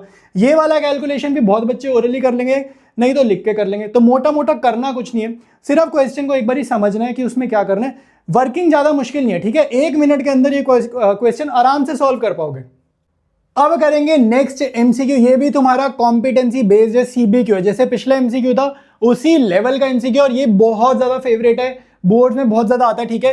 पहले सैंपल पेपर में भी आया हुआ है, तुम्हारे को बोर्ड में देखने को मिल सकता है। देखो क्या कह रहे हैं, at the time of dissolution, यहां से पता चल रहा है डिसोल्यूशन का क्वेश्चन है। अब देखो डेटा दे दिया, कह रहे क्रेडिटर्स इतने हैं, पार्टनर्स की कैपिटल इतनी है, कैश फर्म के पास इतना है। ये डेटा तुम्हें कहां मिलता है, ये डेटा कहां मिलता है कि फर्म के ऊपर कितना लोन है, कितने क्रेडिटर्स हैं, कितनी, ये मिलता है क्वेश्चन वाली बैलेंस शीट में। ऐसा क्वेश्चन रियलाइजेशन में एमसीक्यू फॉर्मेट में बहुत ज्यादा आता है, जब आपको क्वेश्चन वाली बैलेंस शीट एक बारी कंस्ट्रक्ट करनी पड़ती है। तो यहां पे देखो मैंने समझाने के लिए यहां पे बैलेंस शीट और रियलाइजेशन अकाउंट का बेसिक फॉर्मेट बनाया। तो पहले देखो मेरे पास क्या क्या दे रहा है, क्रेडिटर्स दे रहे हैं, क्रेडिटर्स क्वेश्चन वाली बैलेंस शीट में यहां जाते हैं 70 के, ठीक है। पार्टनर्स की कैपिटल कहां जाती है, वो भी यहीं जाती है, ठीक है। ये कितनी है 1,20,000, वहां पर देखो ये कितनी है 1,20,000। ये रही कैश बैलेंस कितना है 10,000 है, ठीक है। कैश बैलेंस कितना है 10,000 है, तो ये यहां लिख लिया। अगर तुम ध्यान से देखो ये बैलेंस शीट जितनी उसने इंफॉर्मेशन दी है, ये दोनों साइड बराबर थोड़ी है, बैलेंस शीट की दोनों साइड बराबर होनी चाहिए, तो वो चीज वहां पे नहीं है, ठीक है। ये अदर एसेट्स रियलाइज वाली जो वैल्यू लिखी है तो रियलाइजेशन में जाती है ना, जब यहाँ पे डेटा कॉपी पेस्ट करते हैं तो रियलाइजेशन में आते हैं, यहाँ नहीं लिखते बाय बैंक एसेट्स रियलाइज, तो यहाँ पर क्या लिखोगे, ये वाला 1,50,000, ठीक है। तो ये मैं यहाँ लिखूंगा। लेकिन अगर तुम ध्यान से देखो वो पूछ क्या रहा है कि प्रॉफिट लॉस इन रियलाइजेशन, मतलब रियलाइजेशन अकाउंट का आंसर कि गेन आया है कि लॉस है। तो रियलाइजेशन अकाउंट का आंसर कैसे आता है, सन्ड्री एसेट्स हमारे को कॉपी पेस्ट करनी है क्वेश्चन से, यहाँ पे कितने में बेची वो लिखते हैं, सन्ड्री लायबिलिटीज क्वेश्चन वाली बैलेंस शीट से कॉपी पेस्ट करते हैं, फिर इधर उनको पे ऑफ करेंगे, फिर बैलेंसिंग फिगर से आता है ना गेन या लॉस। तो आपको ये दोनों रफ में बनाने, मैं तमीज से बना रहा हूं ताकि तुम्हें समझ में, तुम्हें रफली बनाने, तुम्हें सिर्फ कैलकुलेशन करना रफ में, क्योंकि एमसीक्यू सॉल्व भी नहीं करके दिखाना, ठीक है। तो यहाँ पे देखो मेरे पास सन्ड्री एसेट्स, वो मैं बैलेंसिंग फिगर से निकालूंगा इधर, ठीक है। तो वो मैं बैलेंसिंग फिगर से निकालूंगा, कैसे आएगा भाई, इनको ऐड करा 1,90,000, ठीक है। तो बड़ी साइड का टोटल करा इधर कॉपी, ठीक है। ये बैलेंसिंग फिगर कितनी आ रही है, 1,80,000। ये डेटा कॉपी पेस्ट यहाँ होगा, सन्ड्री एसेट्स 1,80,000 यहाँ जाएगा। कोई भी बच्चा गलती से भी कैश मत कॉपी पेस्ट करना, वो तो ऑलरेडी लिक्विड है, कैश मत लिखना। अच्छा यहाँ से क्रेडिटर्स भी भेजो भाई 70,000 के, ठीक है। ये क्रेडिटर्स यहाँ पे एजम्पशन होती है, पे करना होता है। टेंजिबल लायबिलिटी, टेंजिबल गलत बोल दिया, नॉर्मल लायबिलिटी आपकी जितनी भी होती है बुक वैल्यू पे ऑफ कराते हैं। तो ये 70,000 हो जाएगा, ठीक है। अब आपकी बैलेंसिंग फिगर देख लो भाई, कौन सी साइड बड़ी है, डेबिट साइड बड़ी लग रही है ना, वो छोटी है, तो डेबिट साइड बड़ी है मतलब लॉस आएगा। अब मैं तो पूरा करा रहा हूँ, ठीक है। आपको ये नहीं बनाना, आपको तो बस फटाफट सॉल्व करना है क्योंकि एमसीक्यू है, ठीक है। तो ये बड़ी साइड का टोटल इधर, ये बड़ी साइड का टोटल इधर, और इसमें से ये कितना है 2,20,000, तो 30,000 का क्या हो गया, लॉस हो गया, ठीक है। तो यहाँ पे ढूंढो भाई 30,000 का लॉस, तो ऑप्शन डी करेक्ट है। तो डिसोल्यूशन चैप्टर में जो भी इंपॉर्टेंट सवाल थे पिछले 10 सालों में पूछे गए थे, सारे के सारे मैं लेकर आया हूं, हर एक टाइप की चीज मैंने तुम्हें कराई है। अब कल तैयार रहना इश्यू ऑफ शेयर्स चैप्टर के लिए, बहुत ही अच्छा वीडियो लेकर आऊं, एकदम भयंकर वीडियो है, लेंदी वीडियो, तो टाइम से बैठना पड़ने ताकि पूरा का पूरा वीडियो एक दिन में तुम खत्म कर पाओ।